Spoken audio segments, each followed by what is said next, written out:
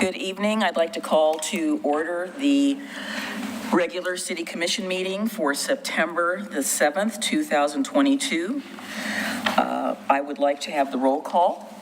Commissioner Frank O'Donnell is excused today. Commissioner Rocky Smith. Here. Commissioner Adam Marl. Here. And Commission President Denise McGriff. Present. Thank you. Would you all join me in standing for the flag salute, please? I pledge allegiance to the flag of the United States of America and to the republic for which it stands, one nation, under God, indivisible, with liberty and justice for all. And before we get started with our proclamations and ceremonies, because I have an advanced copy, I'm going to show the fantastic t-shirt that is for the bridge celebration. So we have ordered some of these and hopefully they will be available soon, but I'm going to stand up and show it so you can all see it. I would have it on, but I had it on earlier, so I have a different shirt on now. So anyway, I think we're all really pleased with the design, and I can't wait for the committee to see it tomorrow at our bridge meeting. So that is, just for your information, October the 1st. The bridge will be closed at 7 a.m. till 3 p.m. We will also be having our program and activities starting around 9 a.m. So please come out and join us in celebrating the 100th anniversary of our beautiful, beautiful bridge with our friends in the city of West Lynn. And our theme is celebrating our connections. So tonight we have the pleasure of having 3 proclamations on our agenda. And the very first one is the Monarch Butterfly Proclamation. And before I read that, I would like to, first of all, I'd like to thank Justin Moore. I'd like to thank Kendall Reed. And I also would like to thank Stacy Hall. And I also want to dedicate this proclamation to our very, very dear friend, Karen Morey, who was the mover and shaker of this in Parks and Recreation Advisory Committee. So whereas the monarch butterfly is an iconic North American species whose multi-generational migration and metamorphosis from caterpillar to butterfly has captured the imagination of millions of Americans, and whereas both the western and eastern monarch populations have seen significant declines with less than 1% of the western monarch population remaining, while the eastern population has fallen by as much as 90%, and whereas the City of Oregon City recognizes that human health ultimately depends upon a well-functioning ecosystem and that biodiverse regions can better support food production, healthy soil, and air quality, and can foster healthy connections between humans and wildlife. And whereas cities, towns, and counties have a critical role to play to help save the monarch butterfly, and the City of Oregon City is striving to be a leader. On August 17, 2022, I, Denise McGriff, signed the National Wildlife Federation Mayor's Monarch Pledge and have officially committed to taking meaningful action to protect the monarch butterfly.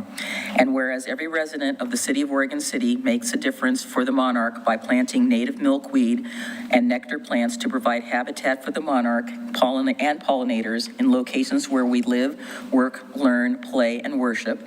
And whereas creating any size habitat planting, whether it is a small backyard garden or a large plot of land using native milkweed and nectar plants, gives monarchs a place to feed, reproduce, and fuel up for their migration. Now, therefore, I, Denise C. McGriff, Commission President of the City of Oregon City, do proclaim September 7th, 2022 as Monarch Pledge Day, and encourage all citizens to take steps to plant pollinator-friendly plants, including milkweed, to preserve and strengthen the monarch butterfly populations.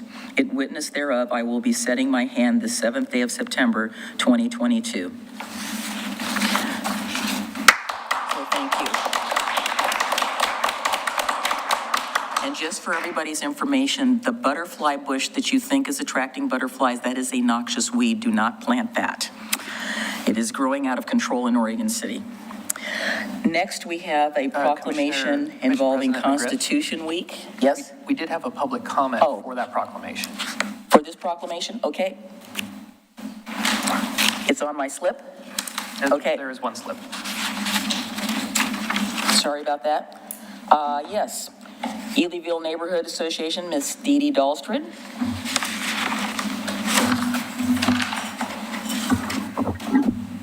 Hi, I'm Dee Dee Dalsred, and I'm here speaking on behalf of the Edaville Neighborhood Association.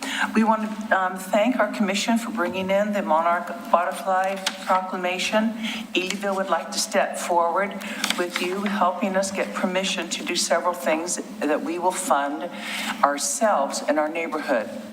We would like permission to plant poppy seeds in all of the tree grates up and down Malala Avenue in Edaville, and let the natural waters run into the grates as it's watering our trees to sprout up poppies everywhere.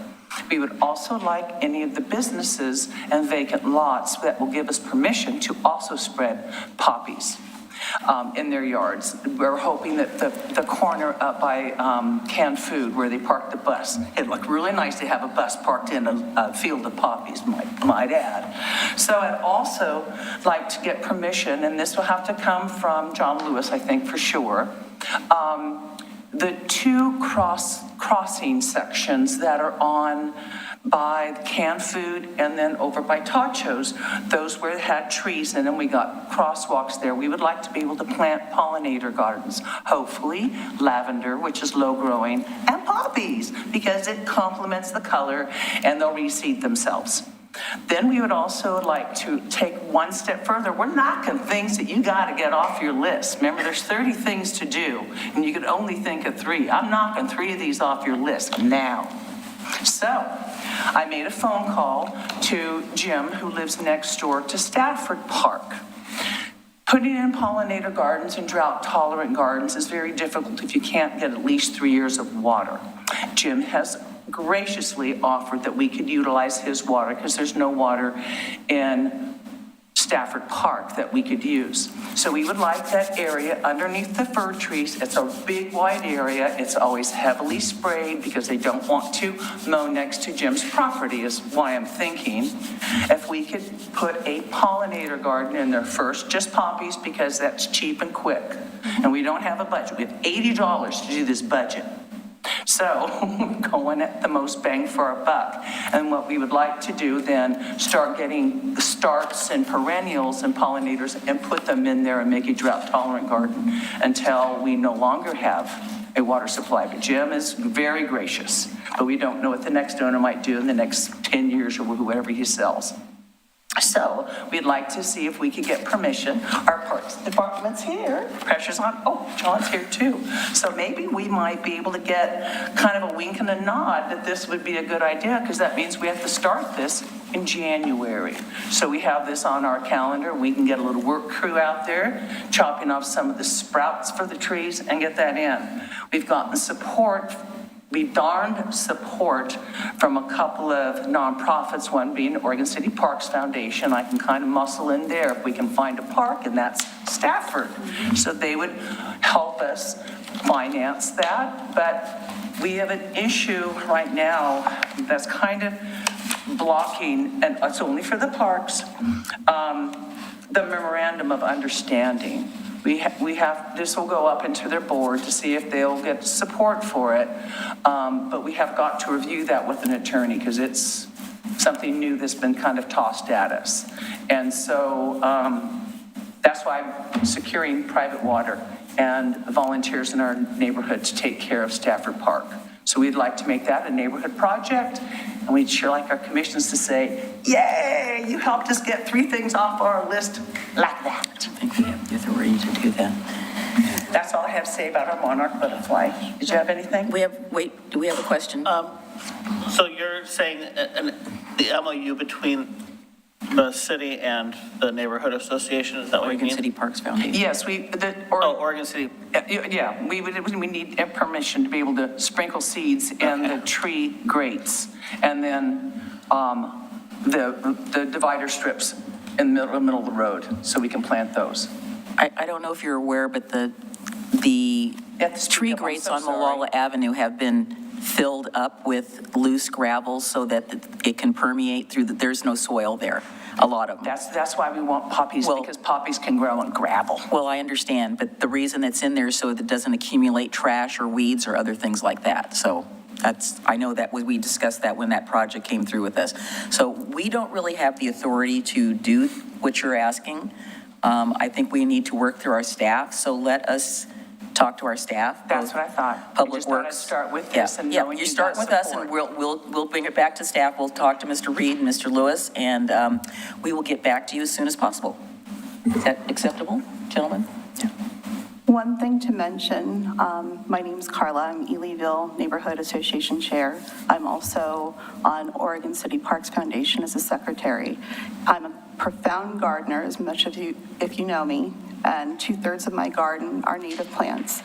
And when you plant native plants, they self-maintain, they keep weeds away. If any of you passed my house, all the gravel in front of my house are native plants.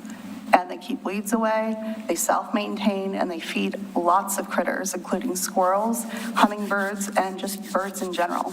So something to keep in mind. And definitely what a concern is if these fees long-term are on all the nonprofits, the concern is will these nonprofits be able to continue and be sustainable? Thank you for listening. Two things that got. And a Facebook page of colorful houses would be really advantageous for us publicly.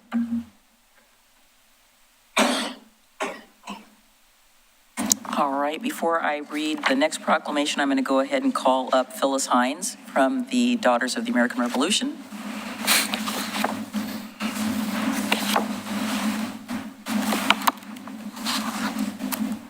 Thank you so much for coming.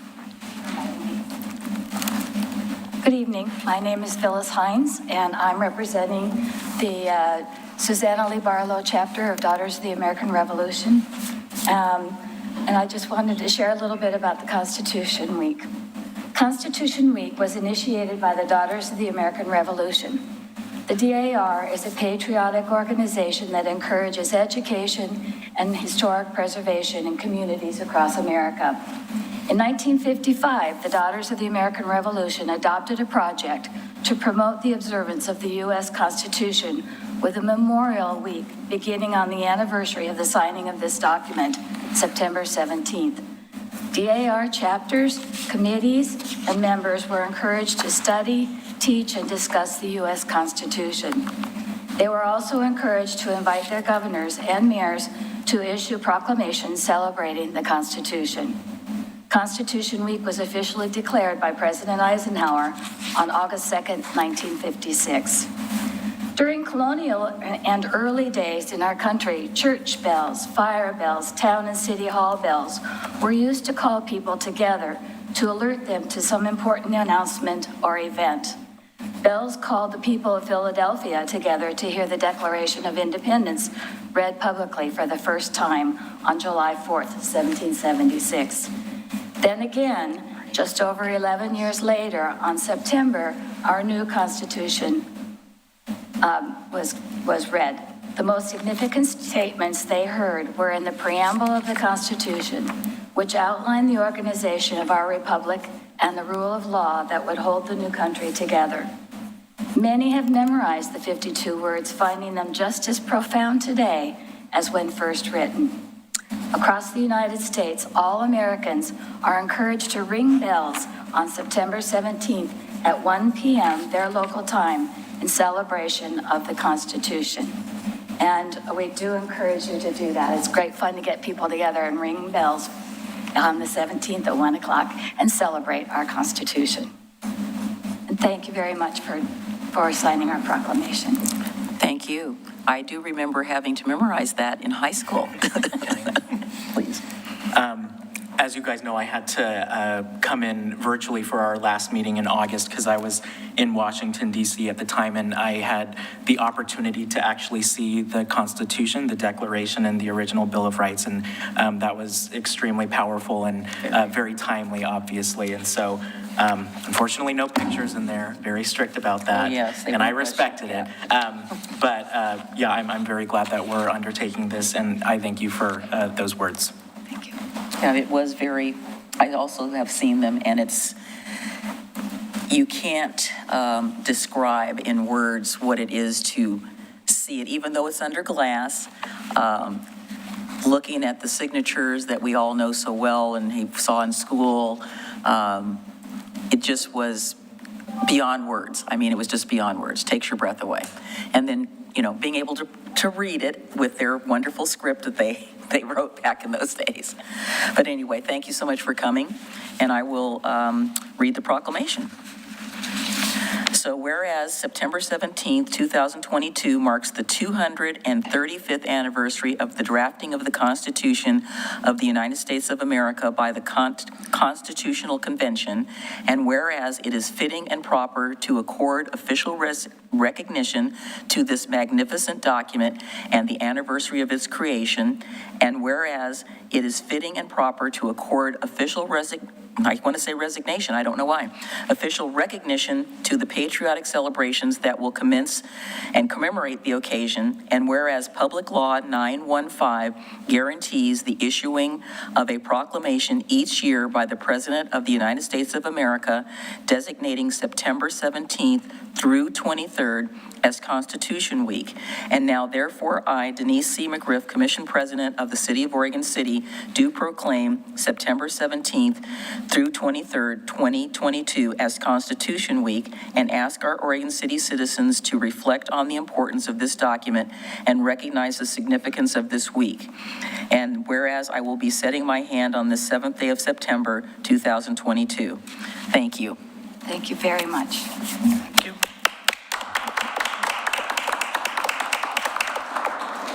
And we will make sure that you get a copy.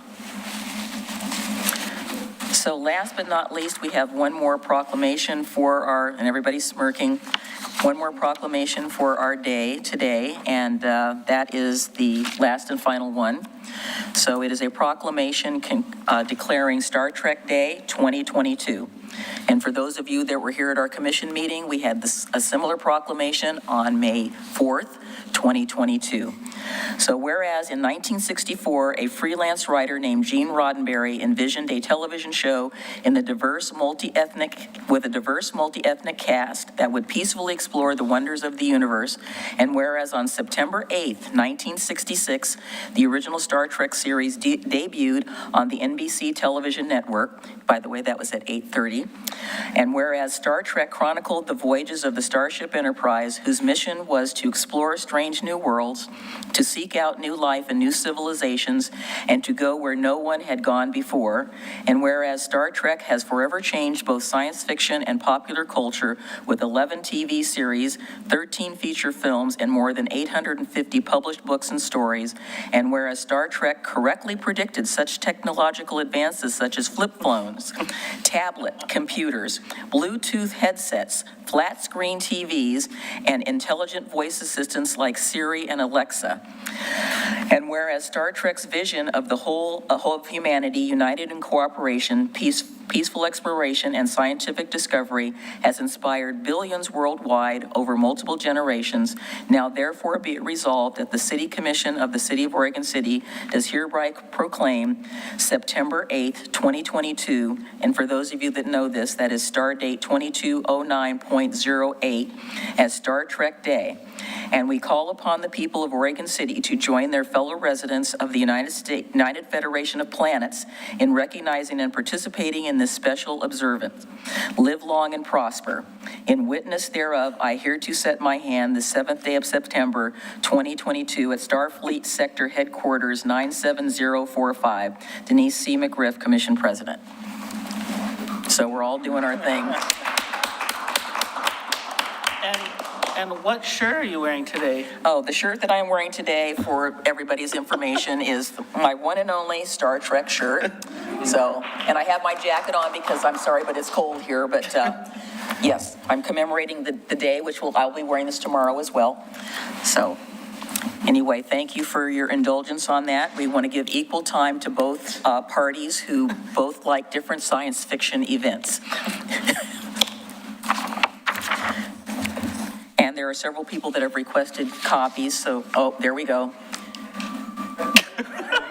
Thank you, Ensign. I noticed you're wearing a red shirt. Yes, we have a participant here tonight from Starfleet Academy, and we, is that a communicator, or were you scanning us? Oh, tricorder, okay, so we were getting scanned.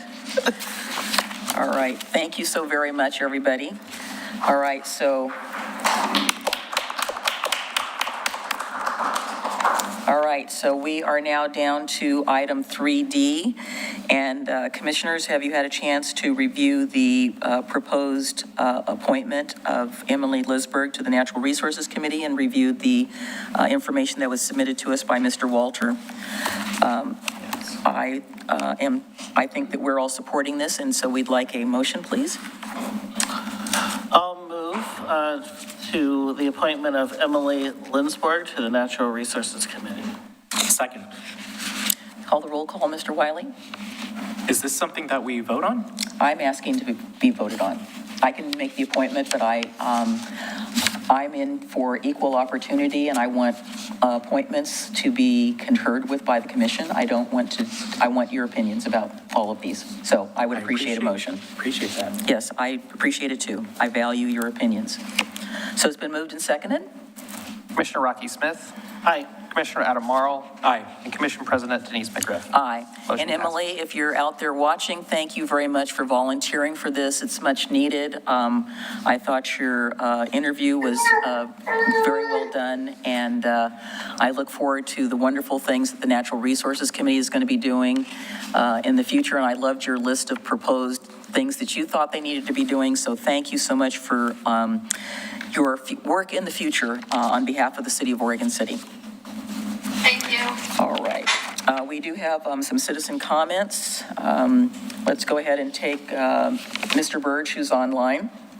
He was on the meeting and then left, so I've sent him an email to ask him to rejoin, so I suggest we go with the other ones and come back to him. Okay. I have two. Mr. LaSalle, sir. Well, he's coming up. I'm going to go. Get some breath now.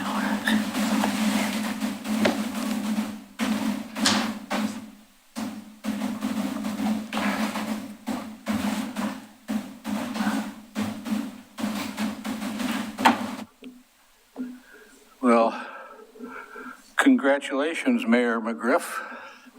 Although they don't have the, yeah, but it's Not been certified much to our yeah, but how could it be stopped now?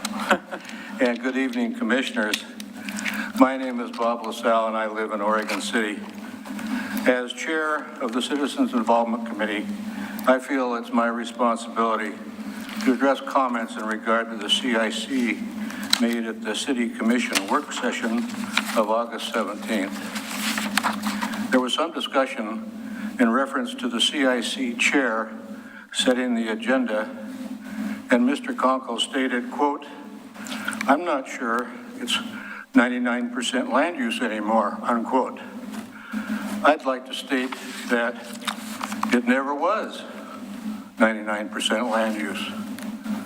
I researched the CIC agendas and meetings and found the following. From 2015, when the city took over the operation of the CIC, and the 5 years following, the average land use discussions were 4 per year, and the average subjects discussed were 44 per year. That's 4 and 44.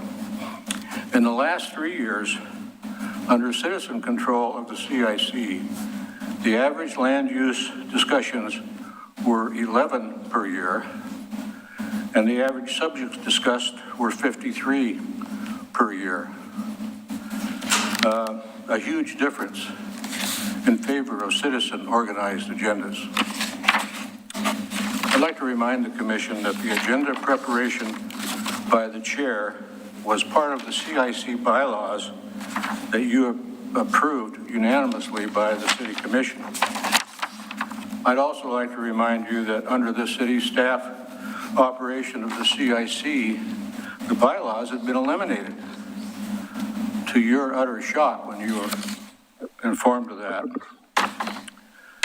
Mr. Conkle said the CIC is the only committee in the city that conducts itself in that manner, and I'm assuming he meant the agenda control. Well, that's true only because there's no other committee in the city quite like the CIC. It's composed of the leaders in each community within the city, and each member is accountable to the citizens in his or her community. I now quote from the ordinance number 20-1008, which references Chapter 2.30 of the Oregon City Municipal Code. Quote, whereas, since established, the CIC has proven to be a successful means of communication between the city and the citizens, unquote. Mr. Conkle references the use of senior city employees that help the CIC. Senior staff members help commissions, committees, and boards throughout the city. There's nothing unique about that. Some examples: the Historic Review Board is supported by Christina Robertson Gardner, Senior Planner. The Natural Resources Committee is helped by Pete Walter, our Planning Manager. The Transportation Advisory Committee is helped by John Lewis, a Public Works Director. And the Urban Renewal Commission is helped by James Graham, the Economic Development Director. Most of these were more senior people than Christina, who helps the CIC. So, in closing, I'd suggest that Mr. Conkle redirect his animosity and concerns about the operation of the CIC to more productive areas. And thank you. I have one more little quickie here. I'm organizing a candidates forum. Hopefully I'm going to be doing that with the Chamber of Commerce, but I've already received permission from Dan Fowler to use the, what is his place down there? Abernathy Center, thank you. Free gratis, so thank you, Dan, for that. I've just started organizing that yesterday, so I'm kind of little baby steps right now, but I'll keep all the candidates informed of what's happening, so we'll look forward to that. Thank you. Thank you, Bob. Any questions for Bob? Get a date soon. Those of us here on the commission that are part of the next election are really kind of concerned about the scheduling for the next couple months, because as we sit up here and question our quorums from meeting to meeting and all the other things that we have to accomplish in the next couple months, any evening that's scheduled for other things is very crucial that we know as soon as possible, because there's a possibility that some of us might not be able to make them if we wait too long. So. Well, I'm going to try to get it going as soon as I possibly can. I faced the same issue when I ran for mayor. My schedule was busy then, and I made the forums. So, thank you. Dee Dee, come on up. You had something additional you wanted to talk about?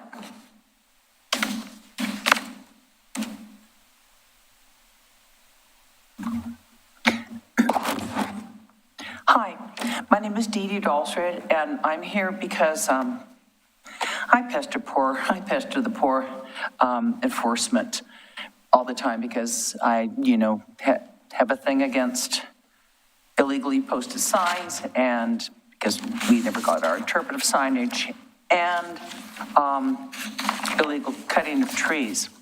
But lately, I've just been seeing so much panhandling, solicitation for buy flowers, pay me to listen to my YouTube song, or just panhandling for anything. Most of it's on our sidewalks. All of it starts on Friday, goes Friday, Saturday, Sunday. We do not have a code enforcement person. I did reach out to Ryan Kersey, who is the sole code enforcement person on Fridays. There's only one person on the office on Friday who can answer questions and answer phones, but they can't follow up on anything. But Ryan is extremely helpful, because I told him I've heard of other cities that had basically the non-pandering laws. And he said, yeah, Happy Valley, where he was, just happens to have such a law. I sent it to you, Chief Ban, this would help you. But we have, so I've sent everyone, the commissioners and Chief Ban, a copy of Happy Valley's prohibition about prohibited stopping and standing and parking. We have most of these things already in our code, but if you could go down to area D in it, of the code, and you will see where it talks about unlawful of transfer on highways, person shall not, while either driving a passenger car or vehicle, and go to the side of the road and give unrelinquished possessions or control of any money or tangible properties. This is going on in our streets. We need, and through coming up, approaching to the cars, and then also cars can't approach out. There's a lot of actually drug dealing done that way. That's why Happy Valley came in it. That's why Portland is trying to crack down on it, because quite frankly, it's syndicated. Also, people just standing and begging for food.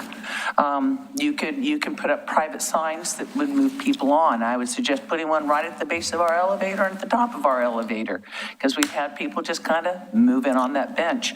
But I think with this addition to our code enforcement, it will give our officers, because the only way they can do it is by, if somebody calls. And I called because there were two panhandlers on Main Street, both opposite, one in front of Dutch Brothers and the other one in front of the complex, the dental complex.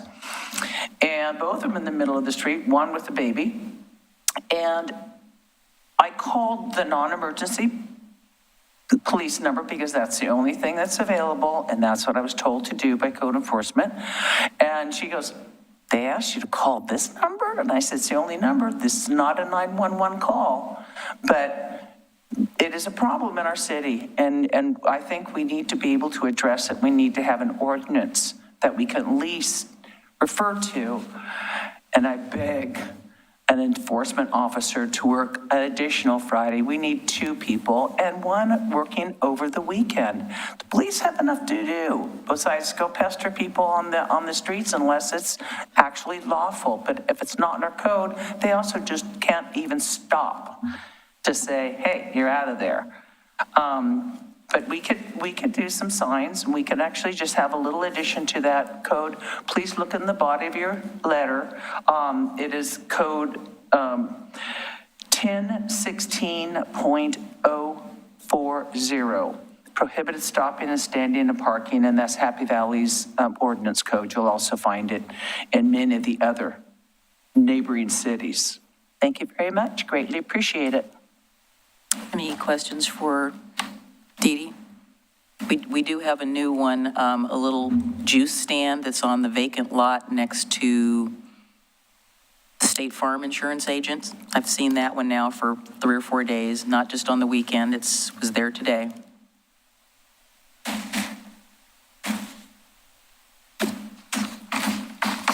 All right, we are now on to, we have no presentations, Mr. Conkle? All right, so we have adoption of the agenda, and Mr. Morrow, you had something?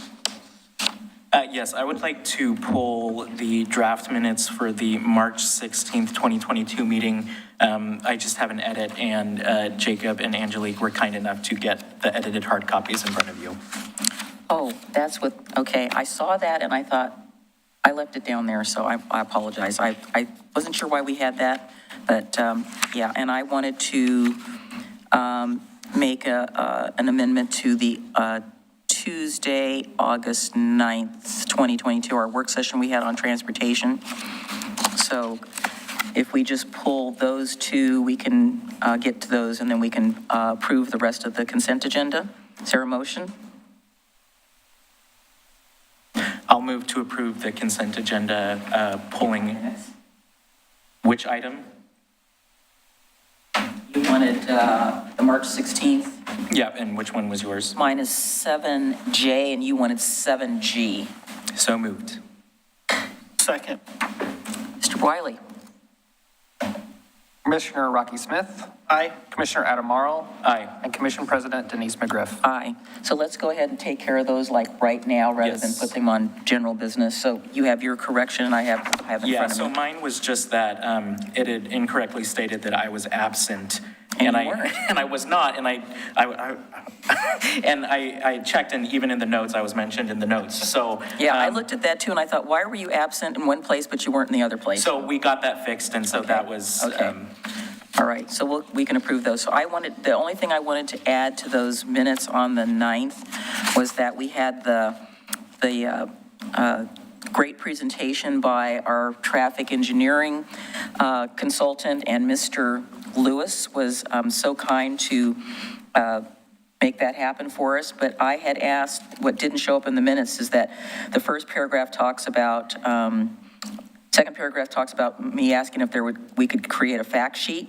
And I want to make sure that it's in the record that Mr. Lewis said that he would be working on that. And that's not in there.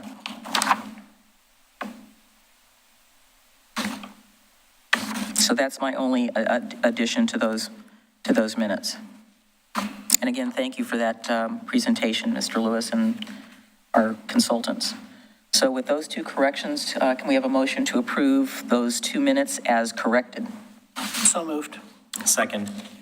Roll call, please. Commissioner Rocky Smith. Aye. Commissioner Adam Marl. Aye. And Commission President Denise McGriff. Aye. And to be clear, that was the motion for both minutes? Yes. Of March 16 and August 9? Yes, with noted as corrected. That way we can just dispense with that. So we do read them. I know sometimes that has not always been the case, so. All right, so let's move on to the next agenda item. Now we've got the consent agenda out of the way. We don't have any public hearings tonight, but we do have some general business. And the first item on there is item 9A, review of draft OC 2040 comprehensive plan narratives, goals, policies, and strategies. And Mr. Conkle, I presume I'm turning that over to Ms. Aquila Hurd-Ravitch. That's correct. Thank you. Sir. Good evening.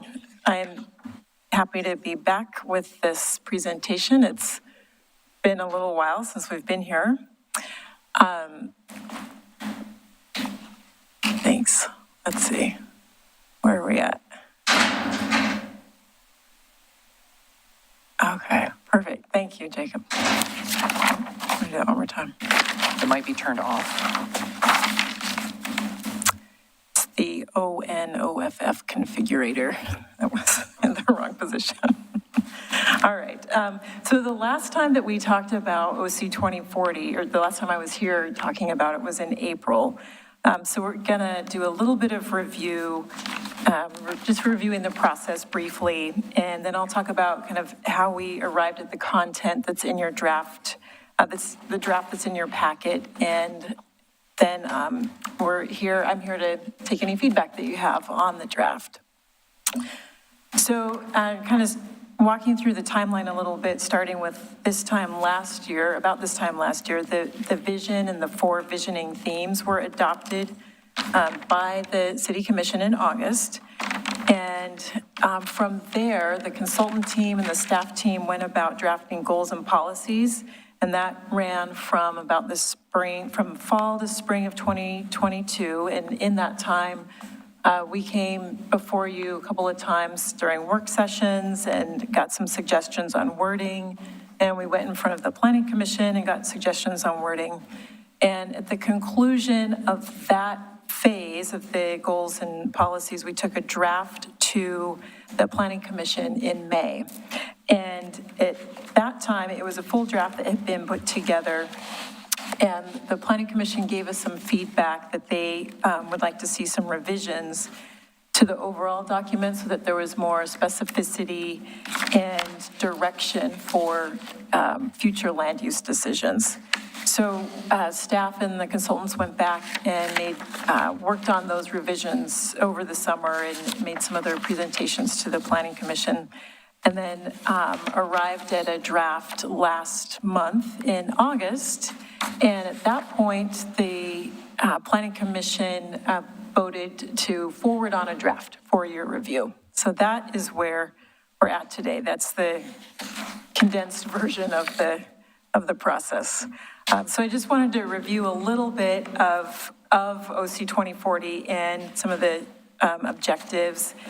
So just a couple of slides to remind us of where we've been. It's important to remember that one of the objectives for OC 2040 was to streamline the comprehensive plan and make it more intuitive and user-friendly.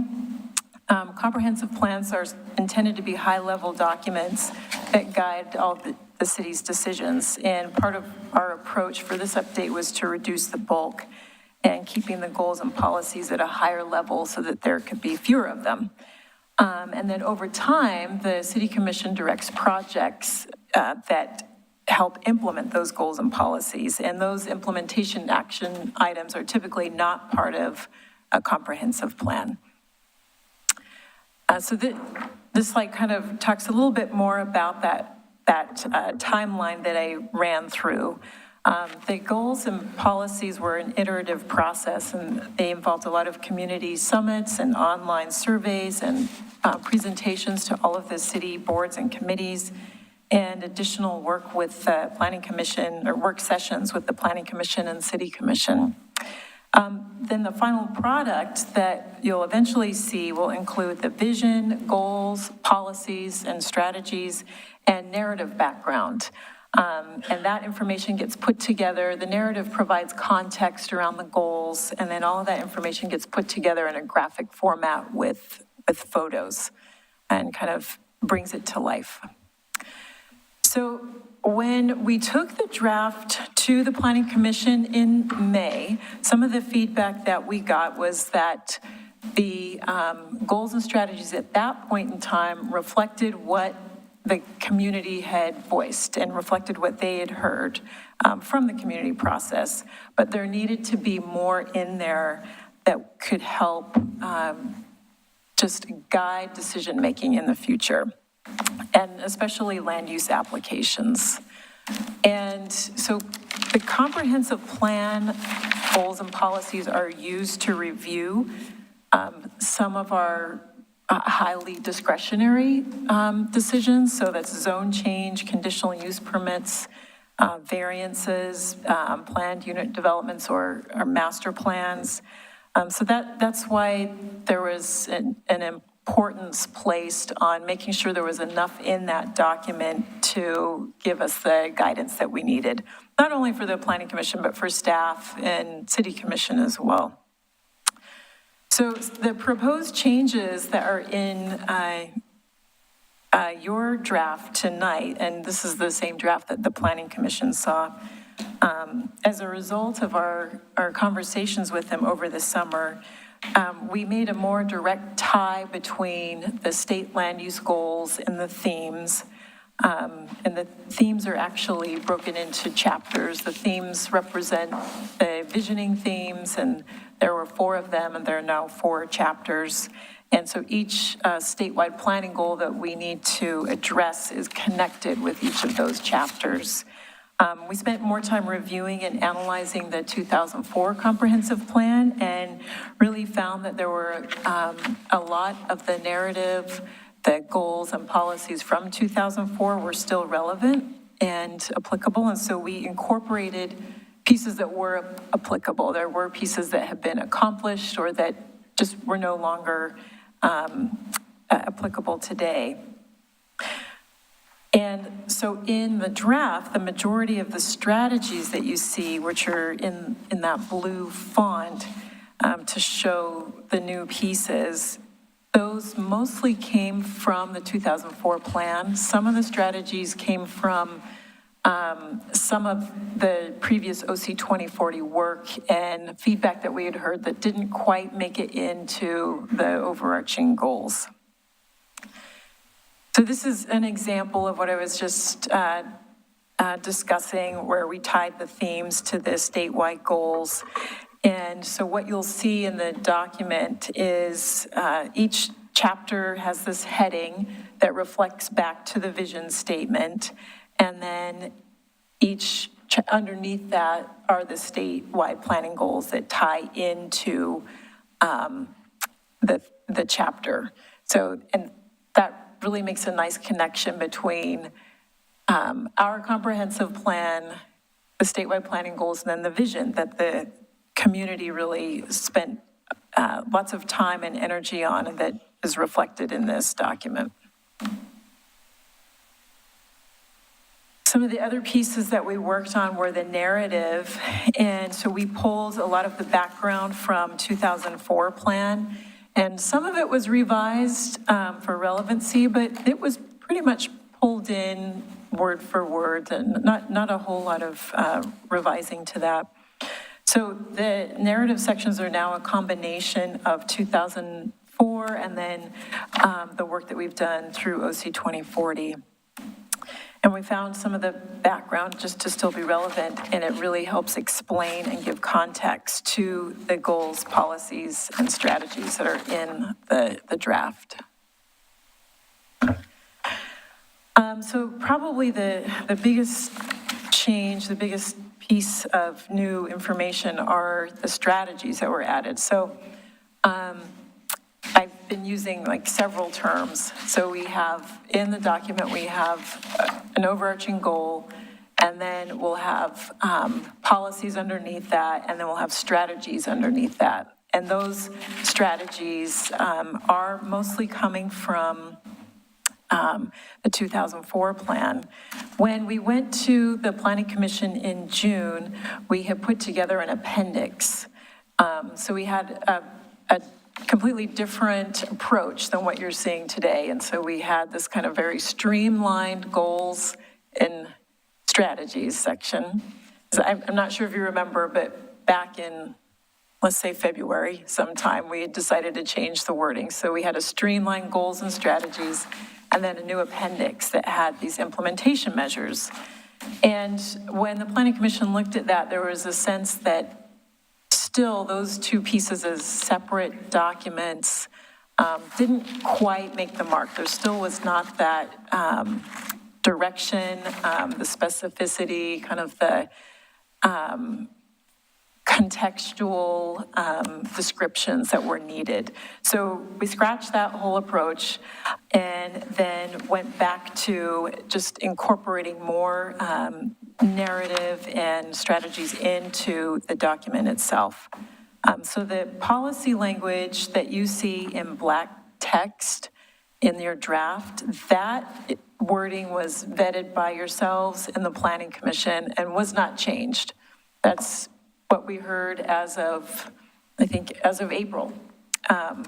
And then the language that's in there, the text that's in there that's in blue is what we've pulled in either from 2004 or a few things from previous comments that had been struck for whatever reasons. They no longer made sense in the other context.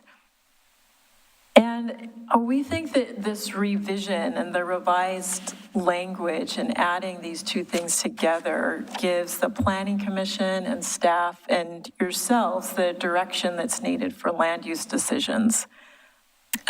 Additionally, we added entire sections that weren't in there that upon reflection really needed to be in a comprehensive plan. So discussions about urbanization, meaning how and when we decide if we want to expand our urban areas, how do we go about that? What guides us?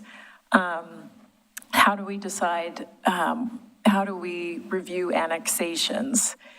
We also added the land use designations, which is a very important part of a comprehensive plan. And then the Willamette River Greenway was not in that original, not in the revised draft. It's not quite original. There are some pluses and minuses to including strategies in a comprehensive plan. One of them is that it does give more detail and context. It'll give us and applicants more upfront information about what we're looking for. On the negative side, it can become outdated a little more quickly and might require more frequent updates. And then when we adopt these things, we're beholden to implementing them. But I guess I would just keep in mind that it is a 20-year plan.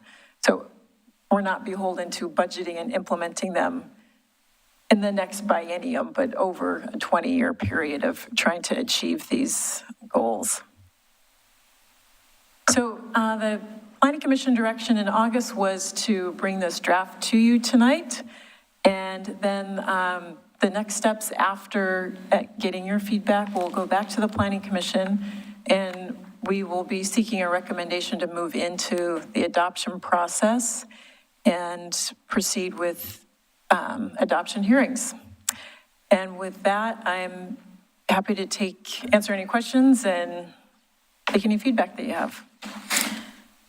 Gentlemen, do you have any feedback or comments? Again, thank you for that very thorough overview. I was curious. I assumed that that's what the blue highlights was, because I went back to my other copy and I don't remember seeing any of that, so I did go back and look at everything. Any comments, Adam? Yeah, thank you. I know from Commissioner McGriff and myself, having been on the project advisory team, it was communicated that the reason why it didn't go into such specificity is exactly as you mentioned, that there's the worry that it could become outdated relatively quickly if we were to do a good job and implement those things very quickly. And so I do have concerns about that, and I want to recognize that we did go that direction for a purpose originally with the consulting team. But if this is what the Planning Commission wants, we've been on this for a while, and I'm not going to get hung up over this. So I would be willing to move forward with that more specific language if we can once and for all get this adopted. So. Pondering thoughts? Lots. Yes. It seems like, yeah, we've been back and forth on it. So I kind of agree on the same comment.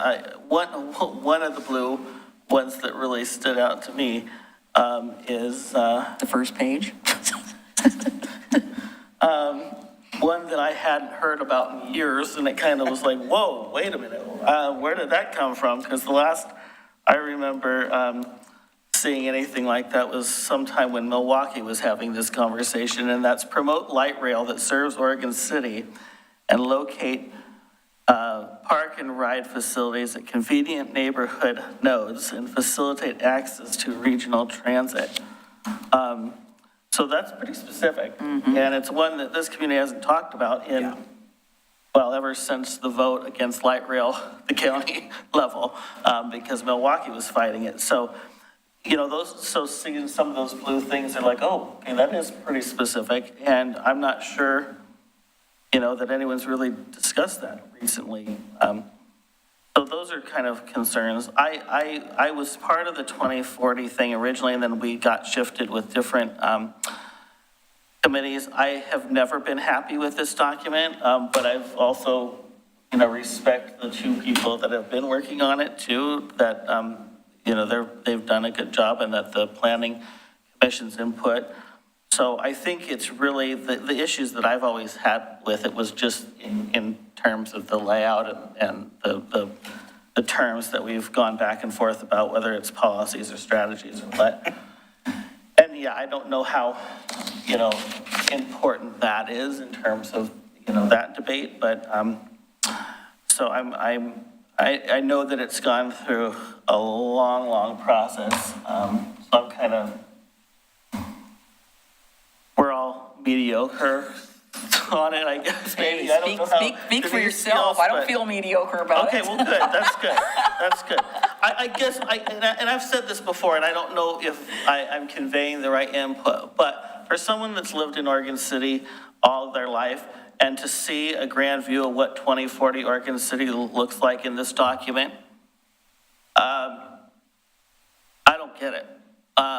And this is not any vision that I have. I don't think it's the grandiose vision that I have of 2040. But so I think that's part of it. I want to see more of that, but I'm going to stop talking about it because I think we have talked about it a lot.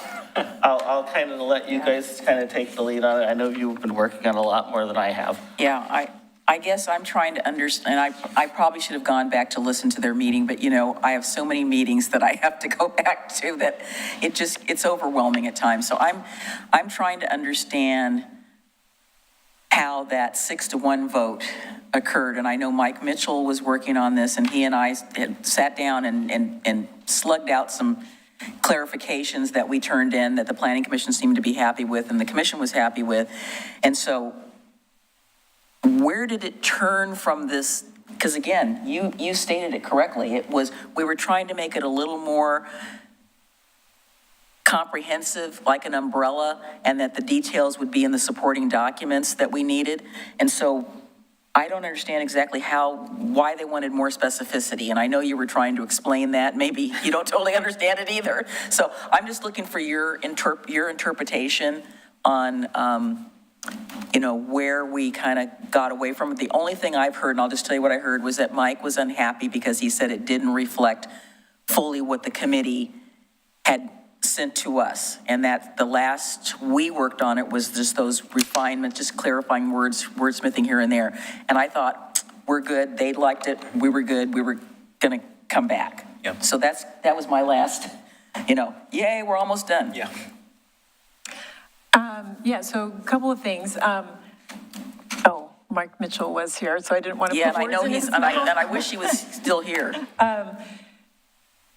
So what I heard at the Planning Commission was that initial document that we all worked on together, and I think we actually had a pretty long work session kind of Very. working through what the wording would be. They were pleased with that wording. But when they thought about how do we apply this to an actual land use decision, they didn't find the guidance in that wording to apply it to a conditional use permit. Okay, so where we're talking in the permit where meets the following goals and policies, blah, blah, Right. blah, and we get into, it meets it because here's this sentence because we like green rugs, and the application says we're going to supply green rugs. So Correct. they were feeling that there wasn't that connection? Right. Okay. There wasn't that type of connection. I do think that there are some things in a comprehensive plan that need to be there, like the land use designations need to be in there. There wasn't anything that really gave us guidance to how to analyze when is it appropriate to annex. So some of these kind of bigger policy questions need to be in this kind of policy document. So their overall point was this doesn't give us what we need. And so when I went back with that frame of mind and looked at the 2004 plan, it seemed like there were some pieces that were missing.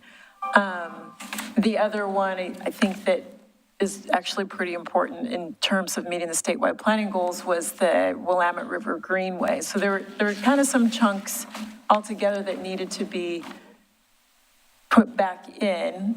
And then the other pieces were to give the decision makers some more guidance when there is an application or when there's a master plan coming through. And when you have, in the land use decisions that are master plans, they have several more layers to go through before they get to what we're calling a detailed development plan.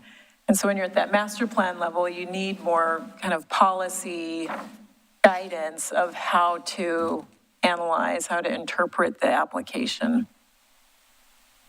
Okay.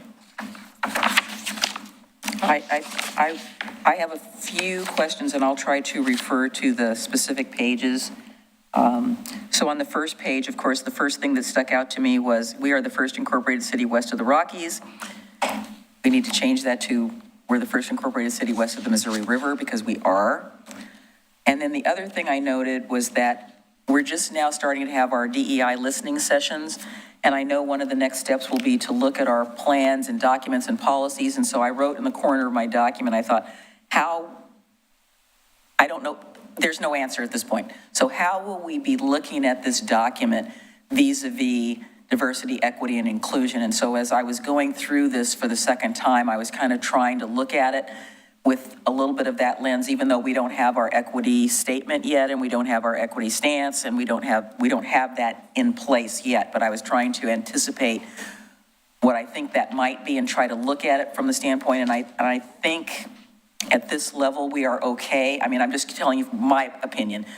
I know that we'll need to get into this later, and so one of the things that I have a question about is that should we, with not only this document, but other documents we're going to be reviewing, can we just follow the same process that we have always followed in terms of land use to update and clean this up when we get to that stage? Because I think that's, I'm sure there'll be something. I'm not sure that these will pass muster with just 100%, but I think there's probably nuances here and there, and people who will be looking at these are not necessarily planners. So they're going to be looking at it with a different eye. So I just wanted to bring that up and have that in the record so that we know that we've got that yet to come to look at this. So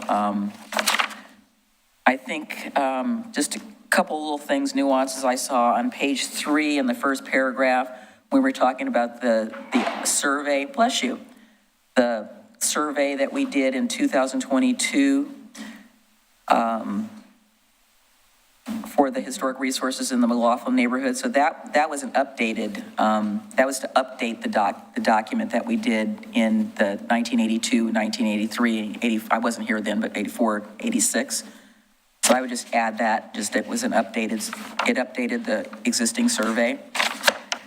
So just to be clear, so where it says in 2002, that was an update? Yeah, it was to update that original inventory that we did in the survey. So they added more buildings to it. And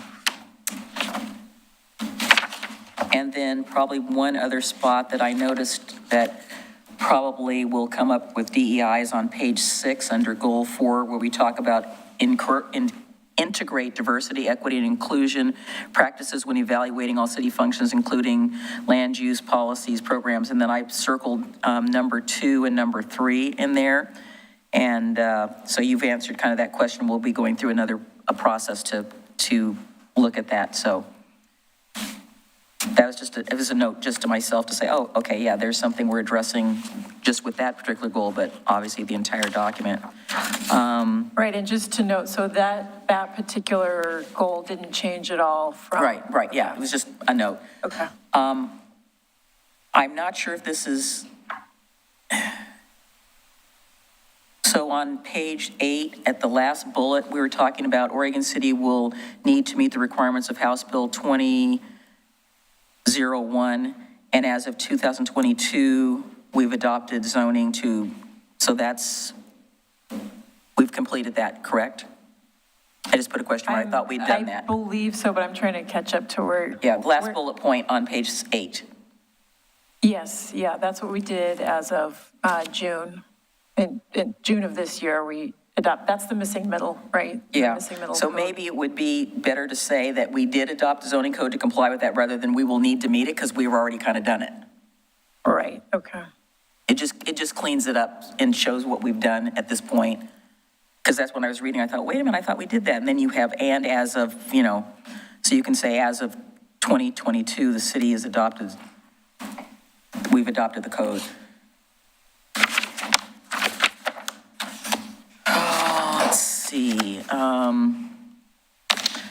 top of page 11. So this is in blue under number 4. So we're talking about ensuring diversity, equity, inclusion actions are incorporated into the city's contracting practices.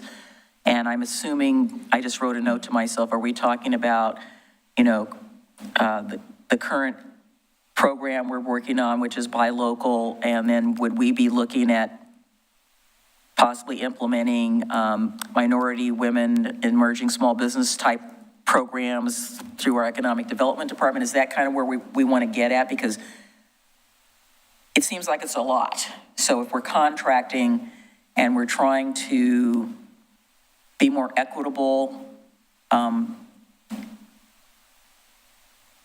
maybe there's a such as, I don't know. I just made a note to myself on what exactly do we mean by that? I mean, it's a pretty generic paragraph, sentence, so maybe it is left that way so that we can do a multitude of things? Right, yeah, I think, like you mentioned, through economic development, but also just in our own contracting practices. When community development goes out for a contract, do we have a set of standards to ensure that we're incorporating diversity, equity, inclusion practices? You know, when I'm That's just across the picking on board this for all department. departments? Right, Yeah, okay. yeah, when, yeah, exactly, across all the departments, that's what that could mean, so, but I think it, like you're saying, it could be really broad. Yeah, I know that some jurisdictions that I've been employed by have a percentage, or when they do contracting for major public works projects, they suggest that the subcontractors need to be MWESB, which I think is an appropriate place for us to go. So I'll just be keeping my eye on that one. Well, and I think that's a good example of us not putting that specific Right, thing in it's the not going to comp be specific in plan, the but- comp plan, but I mean, I'm Yeah, just, yeah. I'm thinking, as How you does that say, manifest? you wanted the umbrella for implementation, so this is in the land use documents, how does that relate back to the other things that we're, that we're going to be referring to?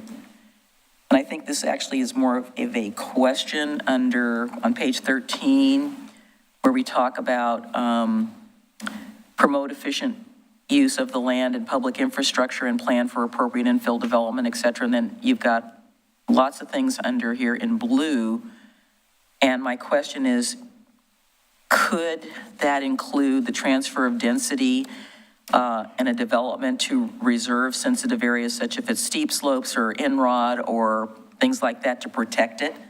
Would it necessarily have to go through a PD process, or would it always have to go through a master plan? If we know that that's something we want to try to eliminate from development? I mean, we could craft a strategy that talks about transfer of density in sensitive lands. If that's what you're getting Yeah, at, I correct? said, could that include this? Because it seems like it's saying that in a roundabout way, in terms of, we want to develop, we want to encourage sub-master plans for larger developments. And inevitably, I'm thinking, primarily right now, I'm thinking in my head of Trimble Creek and how we have some very sensitive areas, and we do want to steer development away from that. We want to make sure we can preserve that wildlife corridor, that habitat corridor, so we could possibly make allowances in the land use process to say, okay, you save this, and then you can do X over here. Or you can have more density over here because you're trading this off. Yeah, I think the other place that something like that might be appropriate is in Chapter 4, where we're talking about the protected environment as well. Yeah, so I saw that in both places, kind of like one reinforcing the other. So that was, okay, there I'm on to 15. Had a question about 5A. And I wrote the note here, it says, I thought Laura had already updated that, had worked with the county on getting that urban growth management agreement updated, but it might have been on her list down there in the bottom 40 of the 40 million things she had to do, because I think we talked about it. It's so out of date, it's not funny. It's just so bad. Right, yeah, the urban growth management area agreement has not been updated. Since 1990. Correct. I think I updated it last, which is Yeah. really bad. I mean, one thing we could do with this one in particular is just to take out the dates and make it more general of, needs to be updated and reviewed. Well, that is the every last so one, often. so it's perfectly okay to refer to it. I was just saying, I thought we had that underway.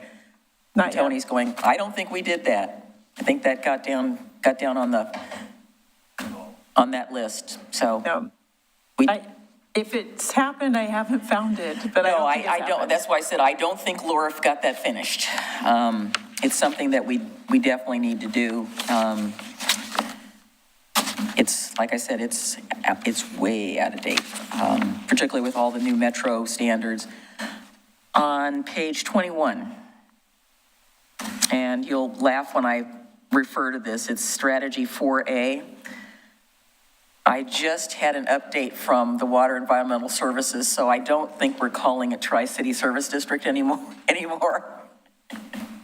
So that's just, that's just, I just, like I said, I literally, the day we got this in our email, I said, oh yeah, that's got to be changed to West. So that was just. Yeah, good call, good point. Yeah, Thank I was you. like, oh yeah, because I keep referring to them as Tri-City, and I think this Greg guy's just looking at me like, what's wrong with you? Well, it was Tri-Cities when I was working. Strategy 2A on 22. So ensure parking lot design and mitigate stormwater, et cetera, vegetative landscape islands with curb cuts to allow water inflow.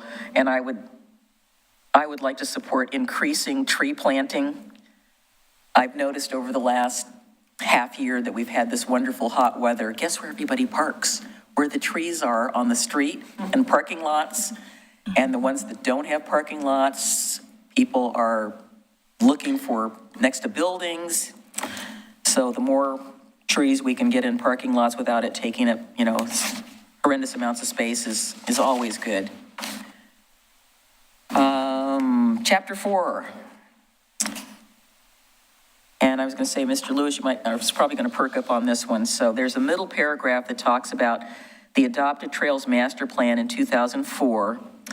And my question to myself on the sidelines were, thinking about the trail area that we have at the top of the bluff near, for the old timers, the area that used to be called the Cross. So I said, how does the revocable easements that's been given play into here, i.e. bluff edge, et cetera, et cetera? So that's just a question, don't need to answer it today. Page 25. Just a question on the second paragraph that starts with Oregon City situated along the banks of the Willamette River. Is that where you're dumping in the Willamette Greenway? Because I'm thinking, okay, we're both on the banks of the Willamette River and we're also on the banks of the Clackamas. I'm sorry, you're on page 25, and is it the Middle paragraph that starts with Oregon City? Yes, So we're only speaking about the Willamette River and we're not talking about the Clackamas. You're saying that we're situated along the banks of the Willamette River, but I was just saying we are also situated along the banks of the Clackamas, and I thought both of those were governed by statewide planning rules that involve waterways. right. No, the next paragraph talks about the next sentence talks about Willamette River Greenway. Now, I know the Clackamas is not governed by the Willamette River Greenway. So if we're not talking about the Clackamas, you talk about it up at the top where you say water resources critical to Oregon City residents are the Willamette, but we don't really talk about the Clackamas anywhere in here in terms of its importance to the watersheds, that the streams and creeks that come off of that. So to me, that was just something that seemed to be missing to me. I can look and see if we have language from the 2004 plan to pull in, but the specific purpose of that paragraph was to address that statewide planning goal 15 that has to do with the Willamette River Greenway. So that's why it's specific to that. Right. It doesn't talk about the Clackamas River. Okay, well, somewhere in this section 4, we need to be talking about the Clackamas as well. And I know if Doug Neely was here, he would be getting on our case about the tributaries and the things that flow from the Clackamas to the Willamette and vice versa. So it just seems like that's missing to me in here when I was reading this section, because we don't really talk about it. I know it's, again, not subject to Willamette Greenway, but it is subject to other rules and regulations about development along the Clackamas River. So, and besides, that's our water source, which I would think we'd want to put something in here about protecting that, because that is where we get our drinking water. And I think that was really the only other thing that I noticed when I was going through here was the not mentioning the Clackamas. We talk about it in terms of flooding, et cetera, but I would think if there's something in our 2004 plan, or we could address it just in this paragraph to emphasize its significance as well. Okay. And the fact that it is our water source. So that was all I had. Other than that, I mean, they're fairly minor things. There's just some things I was questioning, and then things to change. I had questions about it. I am okay as you are, and, moving some of that forward. I will say I do have an issue with the light rail one that Commissioner Smith brought up. I'm not opposed to public transit, but I think that is a move. Can we go back to that real quick? Remember what page that was on? Is that under? It's on page 23. 23, okay, let's just go there. Number 5, letter B, promote light rail that serves Oregon City, et cetera. I'm not opposed to public transit, and especially, again, bringing back to tolling, we need to make sure that is robust, but I'm not sure that Oregon City necessarily wants that solution to be light rail, and that's definitely a discussion, a very large discussion that needs to be had outside of this process. And so I think that strategy, as we're calling it now, is a little too prescriptive for me. And would you recommend striking it? I don't, because I realized at the time that this was in the other document, that was a desire by the community to take a look at that, and we get asked frequently, why aren't we at the end of it? I mean, we were supposed to be at the end of it, and I will say that one of our neighbors had a significant impact on having it not come through their town. We will keep them unnamed, but there was a desire by the residents to see how we could get it here, because I think many of us were very disappointed that, it ended up at Park Avenue. And that had a lot to do with the fact they didn't get enough money. But we also had this other issue of this other neighbor who was vehemently against it. But I think that it deserves to continue to have a discussion about it. I agree. Maybe it could be reworded a little bit to say that we need to continue to consider light rail as an option. I don't know about locating park and ride facilities that convenient neighborhood knows, because I don't know where that would be, but particularly since it would come down. Well, I'll just say I agree that it needs to continue being a part of the dialogue. I'm just not sure that dialogue is right now for this. And I'd also say, for my involvement on the project advisory team for OC 2040, I never heard anyone bring up light rail. I was only 4 years old when the other one was. Not remind us about that, thank you. When the last comp plan was adopted. So I was not involved then. I did not have a good pulse on what the community wanted.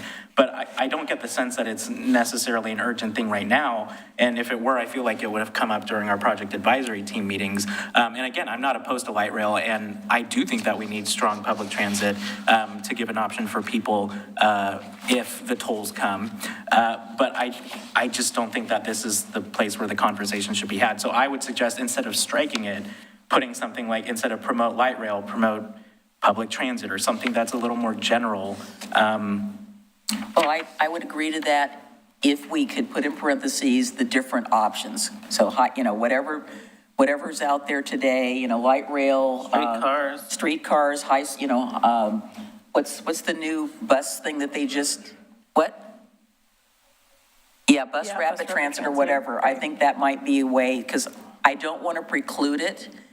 And I know one of the things that, when I was attending those thousands of meetings when you were 4 years old, maybe, I was only 12 myself. So we had a lot of discussions in this community about, wouldn't it be great if we could get it to come,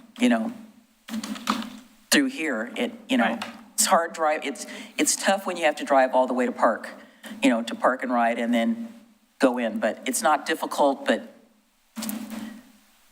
we'd had high hopes for commuter rail with, the Amtrak, and, we did get morning and afternoon, so that's a good thing. So I would add that into, because the Cascades is an option for some people depending on their schedules. It stuck out to me because really, I don't know the last time we've even I was glad to see it in there, because I remember that. It's been more than 10 years before that topic has ever come up here. So, So I also agree that it shouldn't necessarily be removed, but then I'm thinking, if it's in there, then that line there really fits with any discussion that we're talking about. For instance, if I knew that line was in there and it was been something to talk about, I mean, that would have been an issue that would have come up tonight in urban renewal about the space down in that area, because as time goes on, we're limited at where light rail's going to come into the city. Absolutely. And if that's anything regarding transit, there's only so many entryways into the city, and as we start planning forward, and we're not even talking about it, we're filling up space that disallows some of these things to happen. So I think if it can be worded broadly, and I think ferries and river transportation should be added to that. Did you see that the frog ferries now definitely on hold? Ferries, right. So I think it should, maybe there's a way to address that in a add all of those broader way. components, and that kind of covers all the bases, and we can have a further discussion about it later. I'm okay with us suggesting that be amended, so. I appreciate it. Okay, so what would you like us to do? We've given you the comments, we're going to move forward, we're all good, it's going to come back, and then we're going to have some hearings and maybe celebrate. This time? Yes, yes. Yep, that was what I needed from you, so Okay. thank you. Well, thank you. I will probably say this several times now and in the future, but I think of all the comprehensive plan processes that I have been through with this city, I think this by far has been the best one. I think it's probably been the most comprehensive, but I'm thinking back to the first one I did where we had 11 neighborhood associations that were all participating in it, including neighborhoods that don't even exist anymore. It was exhilarating to me at the time to see how many people were truly interested in this, and I believe this process has kind of replicated that. And I think that going back to our previous community development director, Laura Turway, for helping to initiate this, Tony for supporting this project, and you, Aquila, for picking this up, because this wasn't easy getting dropped into the middle of this when we were kind of almost done. But I really think that the consultants did a really good job in listening to the community. They came in with some guidelines, but they didn't come with any preconceived package like, okay, we've done this before, let's just change the name, here's Oregon City, go for it. I think it really reflects our community, and I think that that's something that our stakeholders need to know, that this is a document that's truly of the people and by the people, to steal a line from one of our famous presidents. So I think, it's gone through a lot of little changes, but I think that part of this is that everyone has compromised on their approaches, and I look forward to us moving this through the hearings, because I think you want it to be over too.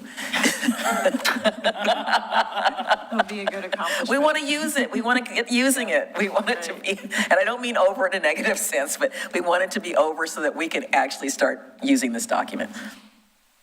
So, all right. Mr. Kersey, I have been so excited about you coming back to see us on this particular item. So come on down. And Chief Band. As excited as you are to Mr. Kersey, I'm actually presenting. You are? Okay, so he's just there for window dressing?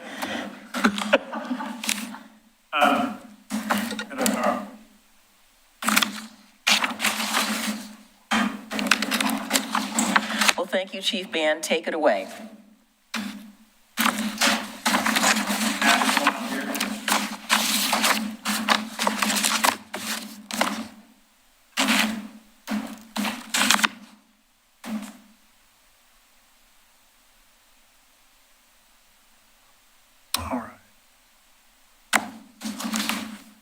Good evening, Commission.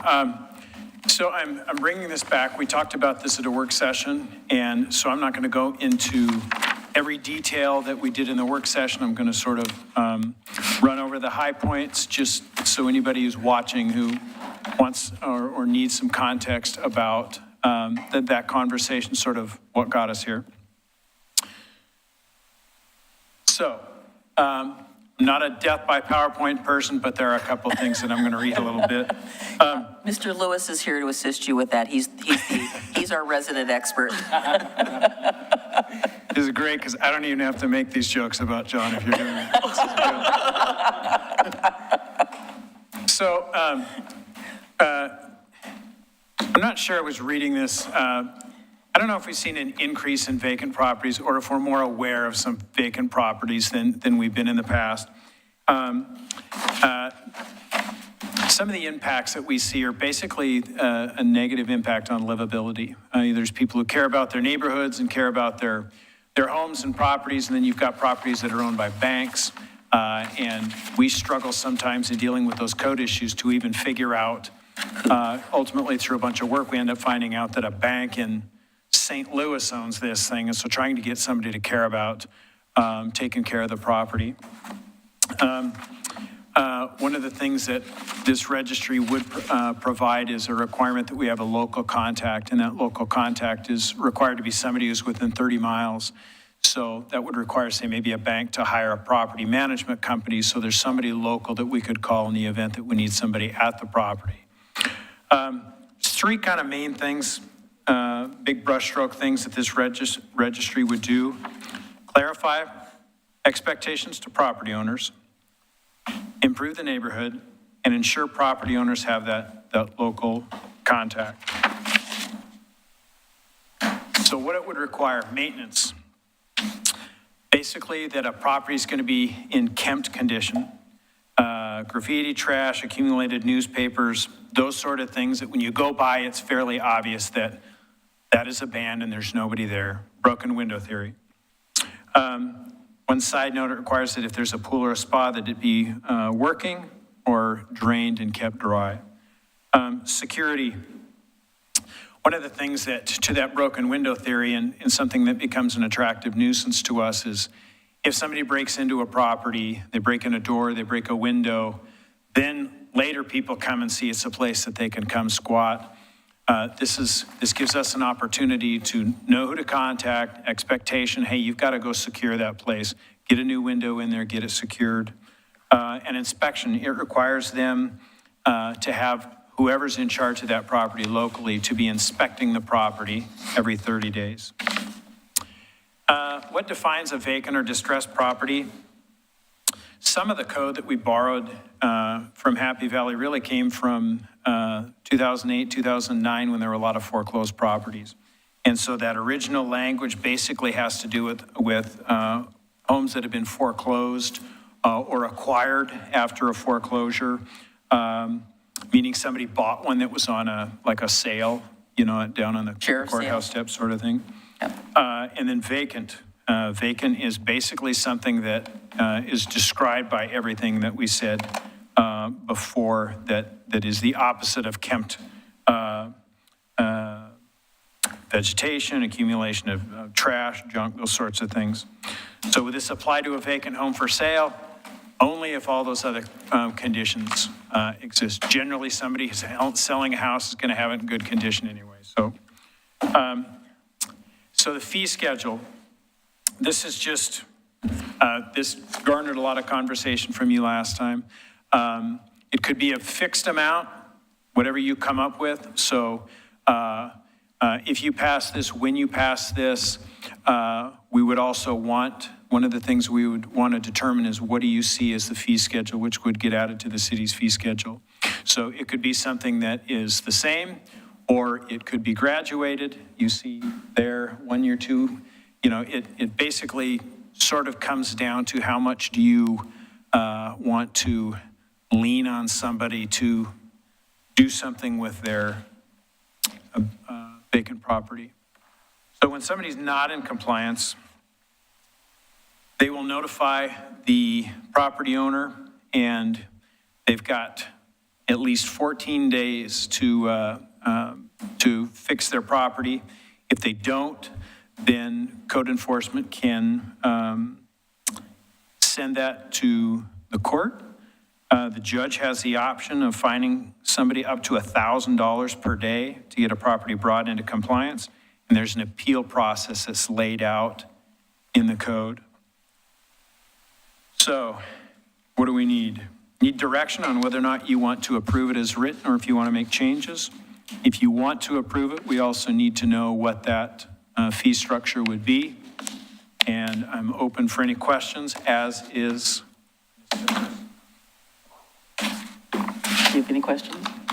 I have some marked up on mine, so Not so much a question, maybe a couple of clarifications. You have anything, Adam? Okay, let me just run through it quickly. So page 2 on your Exhibit A, I had a question. So on the third one, it says an owner receives written notice from the city manager. Now, are we specifically saying that that's a responsibility of the city manager, or are we talking about possibly the city manager or their designee? Well, I think Tony should do it.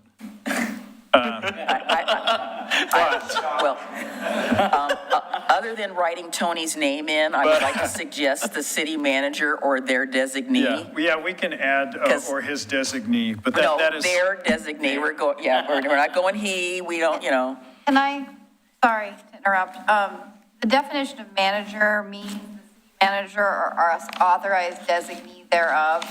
So I think what we need to do. Well, I was looking for that, and I said, where is that? Did I miss that? In the definition section, 11010, manager. So I Okay. think what we need to do is delete the word city manager. And say just put manager? manager. Okay, And that will make it clear that it can be the city manager or their designee. okay. Does that make sense? Yes, that clears that up for me. And then I said, okay, is it explained how the notice is going to occur because it's either judicial foreclosure, non-judicial foreclosure, et cetera, according to all of these, that's when they're going to receive the notice? Honestly, what it's really going to get to is the vacant piece. Right, okay. When we see trash and that sort of stuff, Right, that's when okay. we're going to go say, hey, this All right. is, now, we're going to figure out Finesse it, how we yeah. get a hold of people and say, hey, we see this is vacant. I don't know if you know, but you are now required to register this. Right, So right, we'll have okay. something we do there. And then when we find out about a vacant property, then we'll be contacting the owner and saying, Okay. look, you haven't registered, you're not in compliance, clean everything up, or you're going to go to court. Yeah, unfortunately, even though in 2008 we had a massive amounts of foreclosure, it's still kind of going on. Yeah. I mean, to a lesser degree, but it has, it's hit Oregon kind of pretty bad. Not as bad as it was before, but it's still happening, particularly with the COVID stuff and then people being foreclosed on, and it's gotten a little crazy. So down in F, so you're saying in the event of ownership of a registered changes, so are you looking at that from a standpoint that the property has been repaired, improved, or sold? Because even if it gets sold, it might not get improved or repaired? Yes, so the requirement would be that if you owned a vacant property that you had registered, then if I was buying it from you, I would be required to go maintain the registry as you had. I would need to go in there and file what I think that this says that the city recorder will keep this record of this, and that I would have to go and say it's property's changed ownership. Yeah, and then the only way it can be removed is if it's not vacant anymore or it's clean. It can't just get off the list because they cleaned it up. Okay, so it's two things. So whether you had it clean or not, you have to register the property. Right, okay. You have to register the property, and then at the site, either in the inside of the front door or on the outside, it lays it out in here. You have to put contact information there. Yeah, I thought that the signage, the posting that was suggested in here is excellent because that's exactly what the community or the neighborhood or wherever the property is located, I think people are going to want to know that, and that's helpful. I mean, you have them on apartment buildings, if there's whatever, call this number. I think it sort of puts people on notice, too. Yeah. If you just own a property here and you do not care about it, we're not going to be seen as a city who, we're paying attention. And maybe that will give somebody the nudge to do something with a property that maybe they were waiting to do anyways. But the only unintended consequences I saw of that is with the posting, is that now that puts whoever might want to do something not legal, oh, that property's vacant now, I can break into it, but. They can put it on the inside, though, too. Yeah, okay. Yeah, I saw that can be on the outside or the inside. And then, so we're talking 14 working days. Is that like 14 calendar days? because I know there's a difference in the law between calendar days and business days. You know, business days are the only days that, like, we're only open 5 days a week, but it doesn't count Saturday and Sunday. So I'm assuming you're saying 14 days period. There's 14 working days. Right. So again, I wrote, does that mean calendar days? Because that's the term that I'm familiar with is. So on 15.11.070 under A, Right. 14 working days, so that would be business days. But that's different than a calendar day. Calendar day is strictly, 1, 2, 3, 4, 5 to 14. Business days are business operation days, which Right. don't include the weekends, Correct. which I have a little bit of a concern with that. Business days means that's longer than 14 working days, if it's 14 calendar days. That's 2 weeks. They can't get it done in 2 weeks, then. But This says not less than 14, Yeah. so it's pretty open-ended. Yeah, but business days would be more than 2 weeks because you're only counting the days Monday through Friday. That's 5, then you've got 10. That means it could go on for 3 to 4 weeks if you're using business days. So I'm just wondering if you're referring to working days anyplace else? Or we have a conflict between calendar days, business days? It needs to be one or the other, I think. Well, I would call a working day a business day. We can change it to, I mean, we can, you tell us what you want it to be. I don't want business days. Big working. Yeah, I don't want it to just be limited to the business days because if it's 2 weeks, it's, Monday, Tuesday, Wednesday, Thursday, Friday, Saturday, Sunday, Monday, Tuesday, Wednesday, it's a calendar day.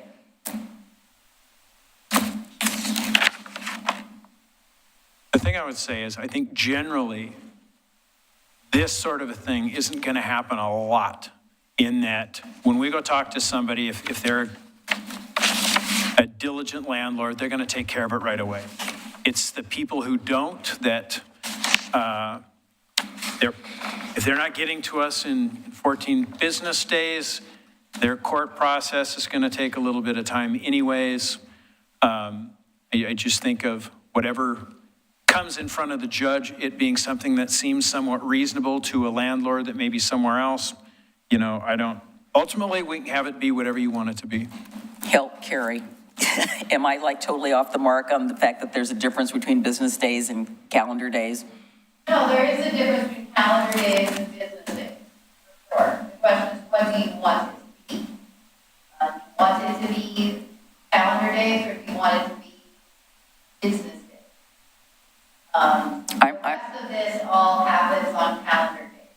It doesn't specify otherwise. Well, then it should be, The reason why this working should be days is consistent. Because an out-of-state landlord is going to need somebody to come to a property that's probably going to happen on a weekday, not a weekend. But however you want. I think it should be consistent all the way. If we're using calendar days, let's keep it with calendar days. That way it's the same all the way through the document. And then my last comment is on C on page 4 under 1511-080, and I know that you probably will know what I'm referring to. So upon receipt of an appeal, the municipal court shall review the matter and provide the owner with an opportunity to get additional information.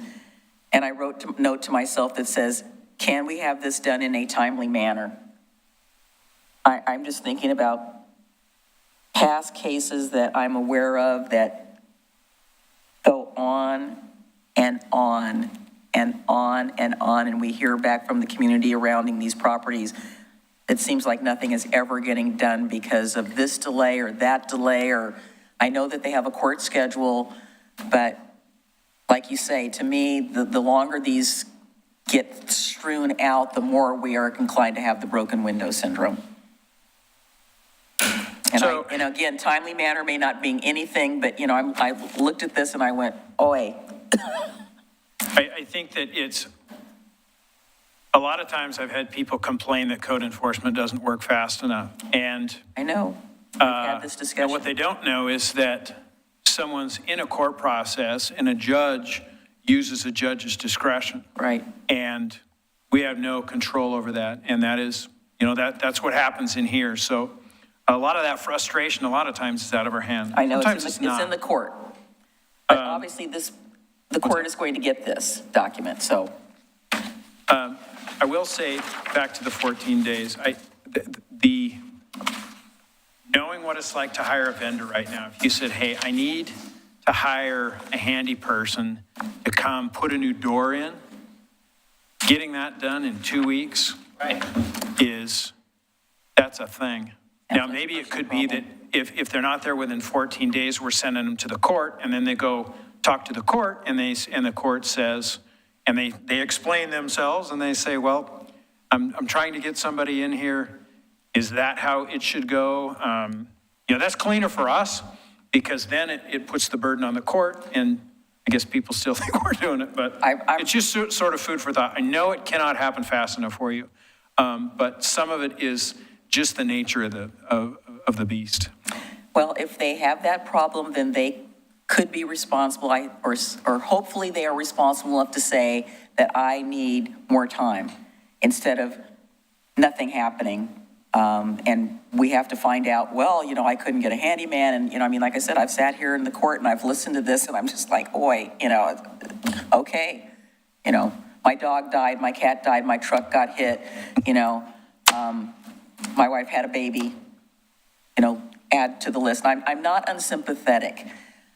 And I know the police department and the code enforcement staff is diligent on this. And I understand that there is the process through the court.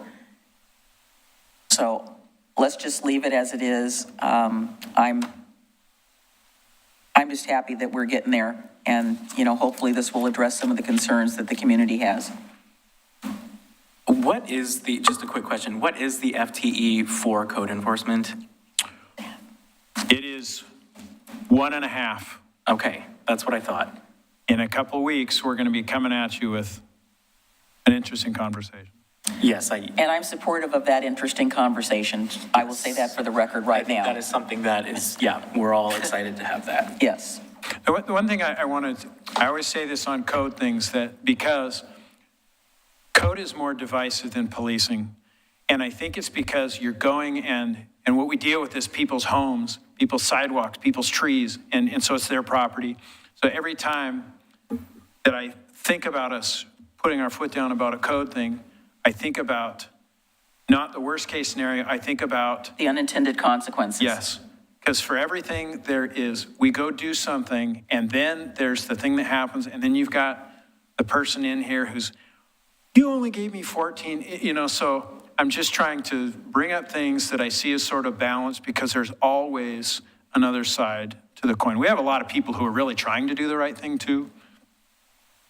Well, for me, 14 days is too little, but the wording, not less than 14, means it could be 15, 16, 20, 25, 40. Yeah. So there's flexibility in the way that that's written, right? There's a little bit in there. Yeah, there's some wiggle room.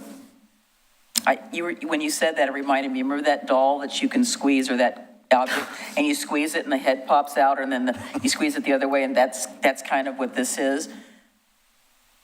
And I think that on the converse side, people who maintain their properties and keep their areas clean get really frustrated when you've got the junkyard next door and you've done everything you could to keep your property up. And, what was the last one we heard? That rats were coming over.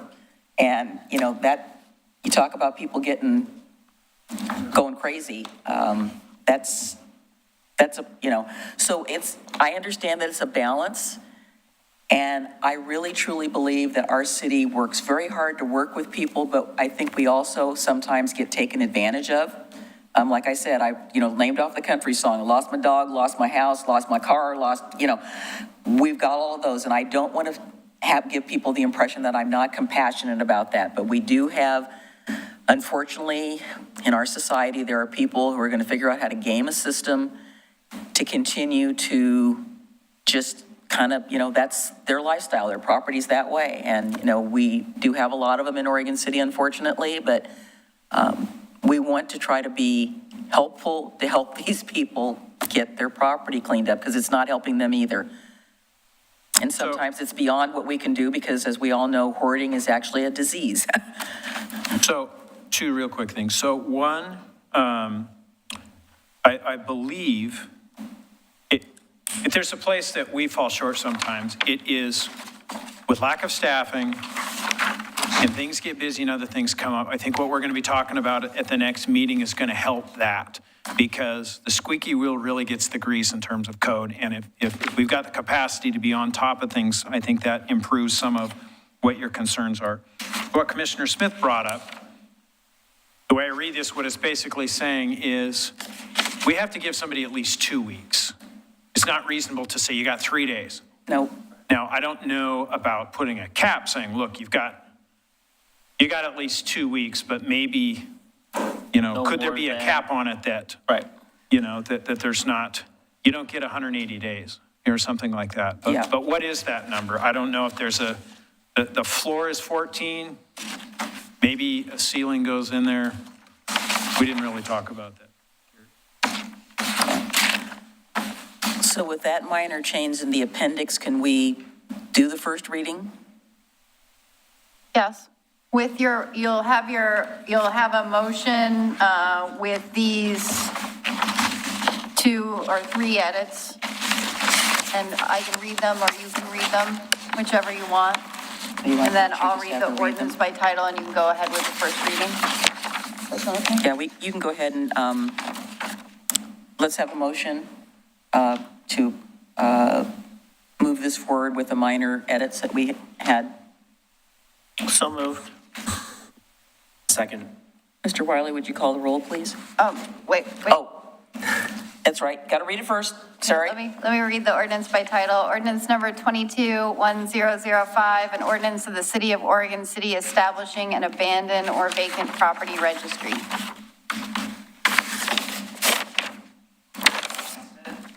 Aye.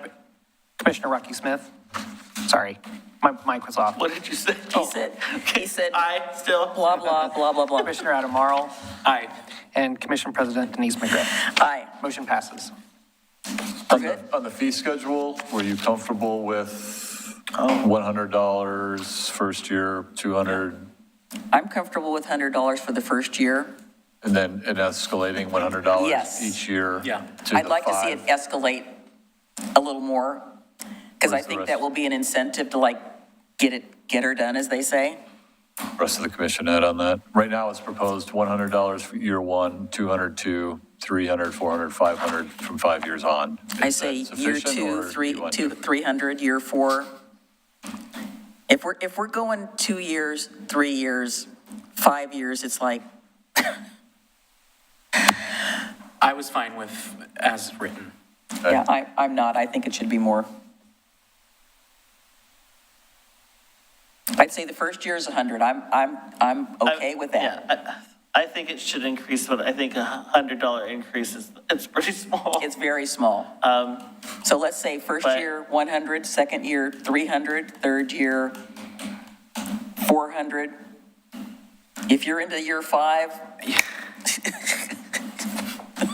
A lot more. yes. I kind of lean that direction. You're saying? We just, So you're saying that I it's going to know. go, it's So going to go we'll up have to- $200 in the second year and then only up $100 in the third year? No, I and was then saying up $300 in the second year No, so it went from 100, to 300. so it went up $200. Yep, say, hey, getting your attention. 600? Then year 3, Goes up $300 to 600? 5. Oh, so it only goes up $200 from first year to second year and $200 from second year to third year? Yep. And then does it go up $200 from third year to fourth year? When do you want to sock it to them? I don't really. Yeah, just do 200 increments. We'll see how that flies. every year. 700. So it'll be That's 100 the after first this year. first year. The first year is $100. No, I know, but $200 every year after that. How Yeah. far did your chart go up? It only went to 500 as written. As the fifth year? No, it only went to Okay. 5 years, I think. Yeah, that's 5 years is fine. it was $500. Every year after. In year 5. And every that's year. And every year, it was year 5 plus. So year Yes. 6 would be $500, year 7 Yes, would be sure. 500. And so that's why I support it as written. But under this new, Commission President McGriff's position, it would go up 200 every year. And then at the last year, you can add, So at five year, it'd be 900, 6 year, it'd be 1,100. I'm hoping we don't even get there.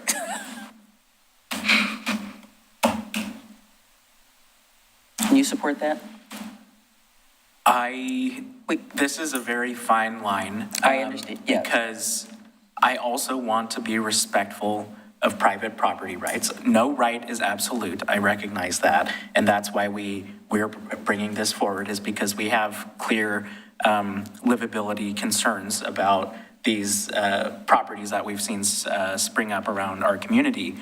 But I worry that we're getting too punitive, and I do trust our code enforcement, especially with the conversations we'll be having here soon, that we can just get it done. That's why I supported the first reading that we just had 5 minutes ago, is because I support this annual fee schedule as presented. So that's where I am. I want to delineate one thing that I want to make sure that so this was really two things. It's a registry, so there's people who could have a pristine home that is vacant. And then you've got, so those are two different things in terms of bringing people into compliance. So if you have a pristine home or somebody who takes good care of their vacant home or whatever, do you want them paying $900, $1,100, $1,300? I don't know why somebody would do that, but I think that's the exception. I don't really see that happening. I mean, if we had a concrete example, I just don't see that happening, that somebody is going to purposefully leave a piece of property, particularly residential property, vacant. I don't see that happening. yeah, I think it is probably an exception, but it at least I think clarifies the point of this fine or this registry amount. It's a registry for vacant properties, not all vacant properties have code enforcement issues. They're just registering for whatever reason. Okay, because that's it was, fine. I didn't want the two to get conflated because they're part of the same thing, but they're a little All bit right, different. let's go with Commissioner Morrow's suggestion then. So we can just leave the first reading? Leave it as is, yeah, because we actually, We need to bring the feedback in a resolution. It's a different resolution. It's We have not, to it's a adopt them separate, yeah. separately. I'm So we'll okay bring with, that I'm back okay with with the your second bringing reading. it back with the way it is, Okay, thank you. just to move it forward. Great. Okay. Communications. I think one thing, I had a discussion with Commissioner Smith this Meeting afternoon. dates. We're anticipating Get your calendars a out. busy October and early November with some land use appeals. And as you're well aware, we need 3 for our quorum. So I think we have a conflict potentially on Wednesday, October 19th. That'd be the second commission meeting in October. And Commissioner Smith has work obligations that night, so we won't have a quorum. So what we're wondering is how the commission feels about finding an alternative date for that meeting, because we do need to have, potentially we need to have that meeting. I'm sorry? I'm okay with it as long, if there's no other way to get around it, earlier or later or whatever, I'm okay with us trying to find a solution. On a different date. I think what we're looking at is potentially Monday, October 17th. Yes, I can do that. I think I can do that, yeah. Okay. Can you do that? it's one of the only options I have, yes. Okay, all right then. So I think that would work. Okay, let's do it then. So because we're going to potentially be noticing soon. Yeah. So we're going to go ahead and use that date, realizing, I think Okay. we might have planning commission that night, but we'll figure that out as well. That's not their night. Am I off by? Yeah, they're the second and fourth, and this is the third. Okay, So we're good. all right, thank you. That's all that I had. Okay. Do you have any communications? First day of school was today, or first full day of school for the high school at least. So everyone drives safely around town. It's Lots of traffic. It's too late around now. schools and- Yeah. All the teenagers should be off the streets by now. And the buses. Mr. Morrow, do you have any communications? Yes, so I just wanted to seek clarity as to where we stand with the Youth Advisory Commission policy. I know we had talked about it coming to another work session. I don't think that's necessary. I would like, can you explain why? Like what? I committed to doing some further investigation to answer some of the questions I have, and I reached out to the city of Hillsborough. My next quest is I have an appointment with the school district personnel that I want to chat with them about it. Well, why would we need a work session for that? Because some of the things that I have discussed with the city manager, I think need further discussion. For which aspects? I don't have my draft with me. I'm sorry, I didn't bring it with me. Okay, well, would Commissioner Smith, because I don't necessarily see this getting locked up, because my original idea was getting this up and running for this school year, and I understand. I'm not trying to lock it up. I just want to be absolutely sure. I understand that, but I think that this is perfectly doable in a regular meeting, because we have to do 2 readings of this. And we want this to be something that can occur this school year. So, I mean, if Commissioner Smith supports it, then taking it to a regular meeting, where are you on that? I'm fine with that. I think that, I guess that's, yeah, what cannot be answered at a regular session that would be answered at another work session? It was just a suggestion. I didn't make the suggestion when I talked to the city manager.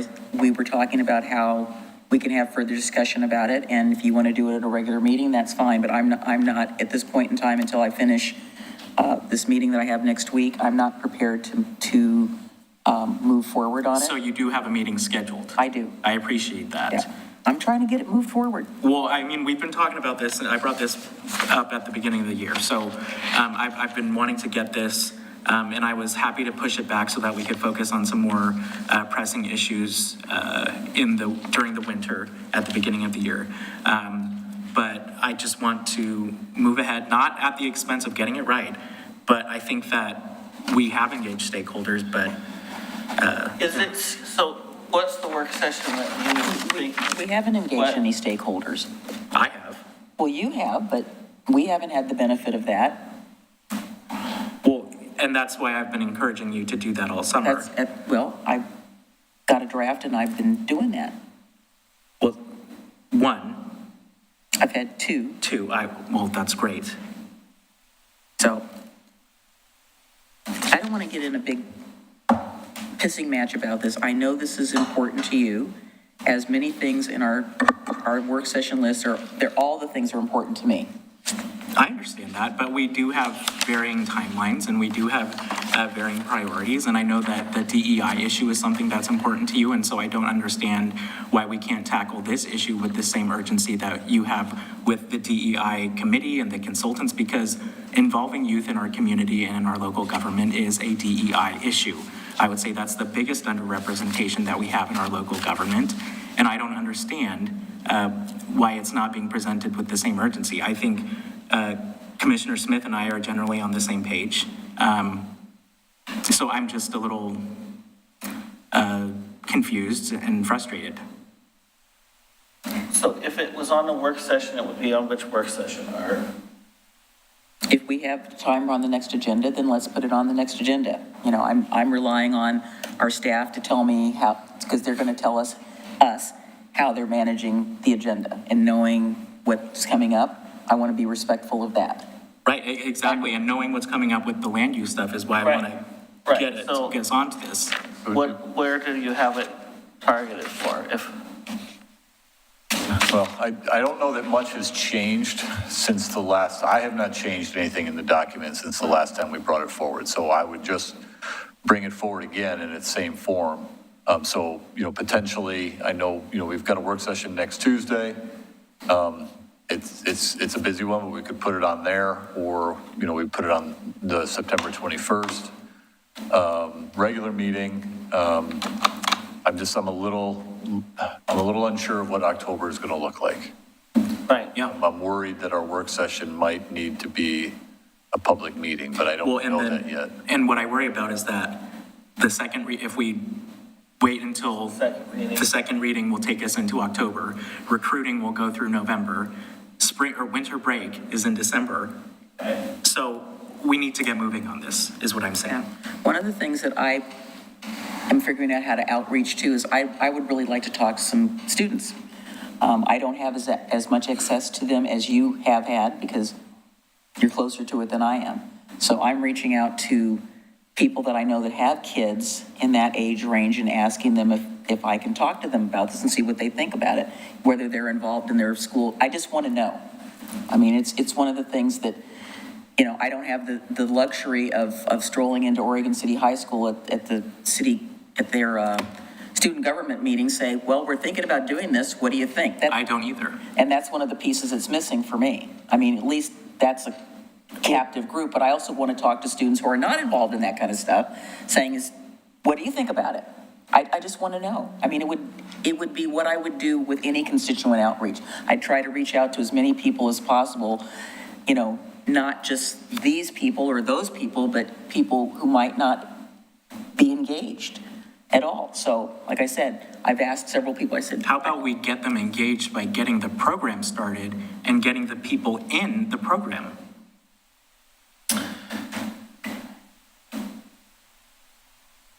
I think, what the meeting that you had scheduled, is that you actually I don't have anything scheduled. Okay. I don't schedule meetings. No, I mean the meeting that you had to schedule to talk to someone about this topic. It's this week. That's one person. I'm Okay. still I'm working on the student part of it myself. If you have suggestions of people who have kids in that age range for me to talk to, I'd be happy to, I appreciate, and I appreciate the due diligence. I want to make that clear. No, I know. I I know appreciate you understand. that. I mean, I try to do my homework and I try to make sure that I'm not just doing something out of thought. And again, as you know, my biggest concern when we first talked about this was the fiscal impact. And we won't be going into budget until next year. And we don't have the ability to just go, alakazam, we're going to add a staff person. Well, I mean, that is part of the discussion, and I felt like there was consensus and support. Okay, okay, now I think I'm getting a clearer picture. So the work session discussion is a little broad, at least with my conversation with you today, is that position might be, that staffing might take on other pieces. Right. like CIC. And volunteer. Or and volunteers, things like that. It's part of a bigger picture. Right. Yes. But I don't know that we need another whole work session for that. And if we do. I'm saying if we don't, then that's fine. If we do, then that is our Tuesday work session all full?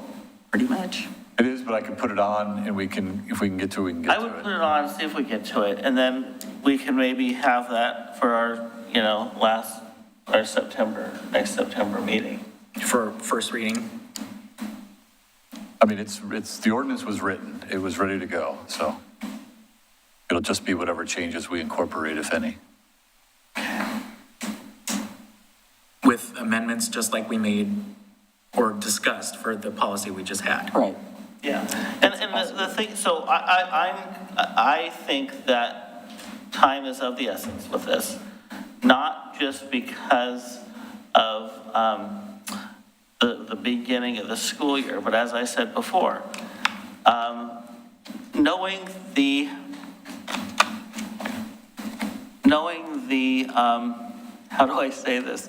Knowing the machine and how the machine works at the school district. If there were ever a more perfect time to partner with the school district on something new, it's now. Because you have a whole new leadership team at the district, you have a whole new leadership team at the high school. And, you know, that's where you want to start something new. You want to start something new with a group that's able to, you know, that's already refocusing, that's already restructuring. If that's not on their radar, by the time we get even farther into the school year, I fear that it gets lost and with turnover and things like that that are possible. You want to, you know, it feels like this is the right time to make movement on that. It's very difficult to get partnerships made at the school district, not because they don't want it, just because of the massive priorities that are there. And so I do worry that, you know, something that seems like, oh, it's just another week is 6 months or next year, because that's the way it works.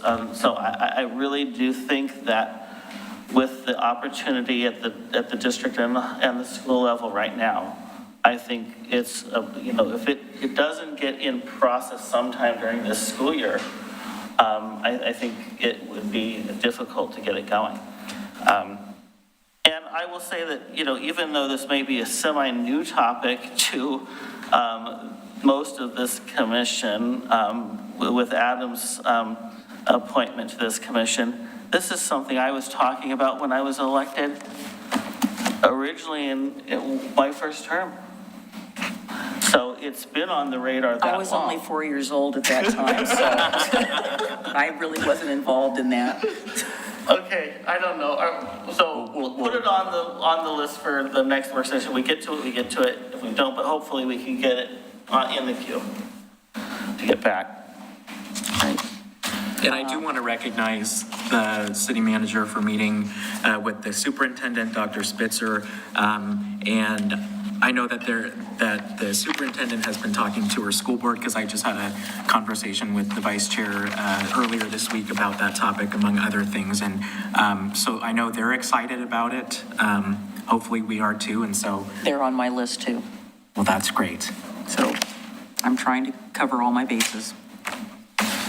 Okay, well, I do have a little announcement. The Willamette Falls Landings and Heritage Area Coalition is going to have a dedication of the plaque on the old City Hall building tomorrow at 3 p.m. It was entered on the National Register, I think, most recently, and they let me know that. I don't know if I can actually make it, because we have our DEI meeting at 3 o'clock at the library, so I'm not sure I can manage to be in two places at once, but they did ask me to make that announcement, so. The old Westland City Hall? Yeah, the one right on the other side of the bridge is going to have the exhibit area on October the 1st at 9 o'clock at the bridge. The bridge will be closed. Come and join. So we don't have any other business. We will be adjourning, and then we'll take a 5-minute break, and we will adjourn into executive session.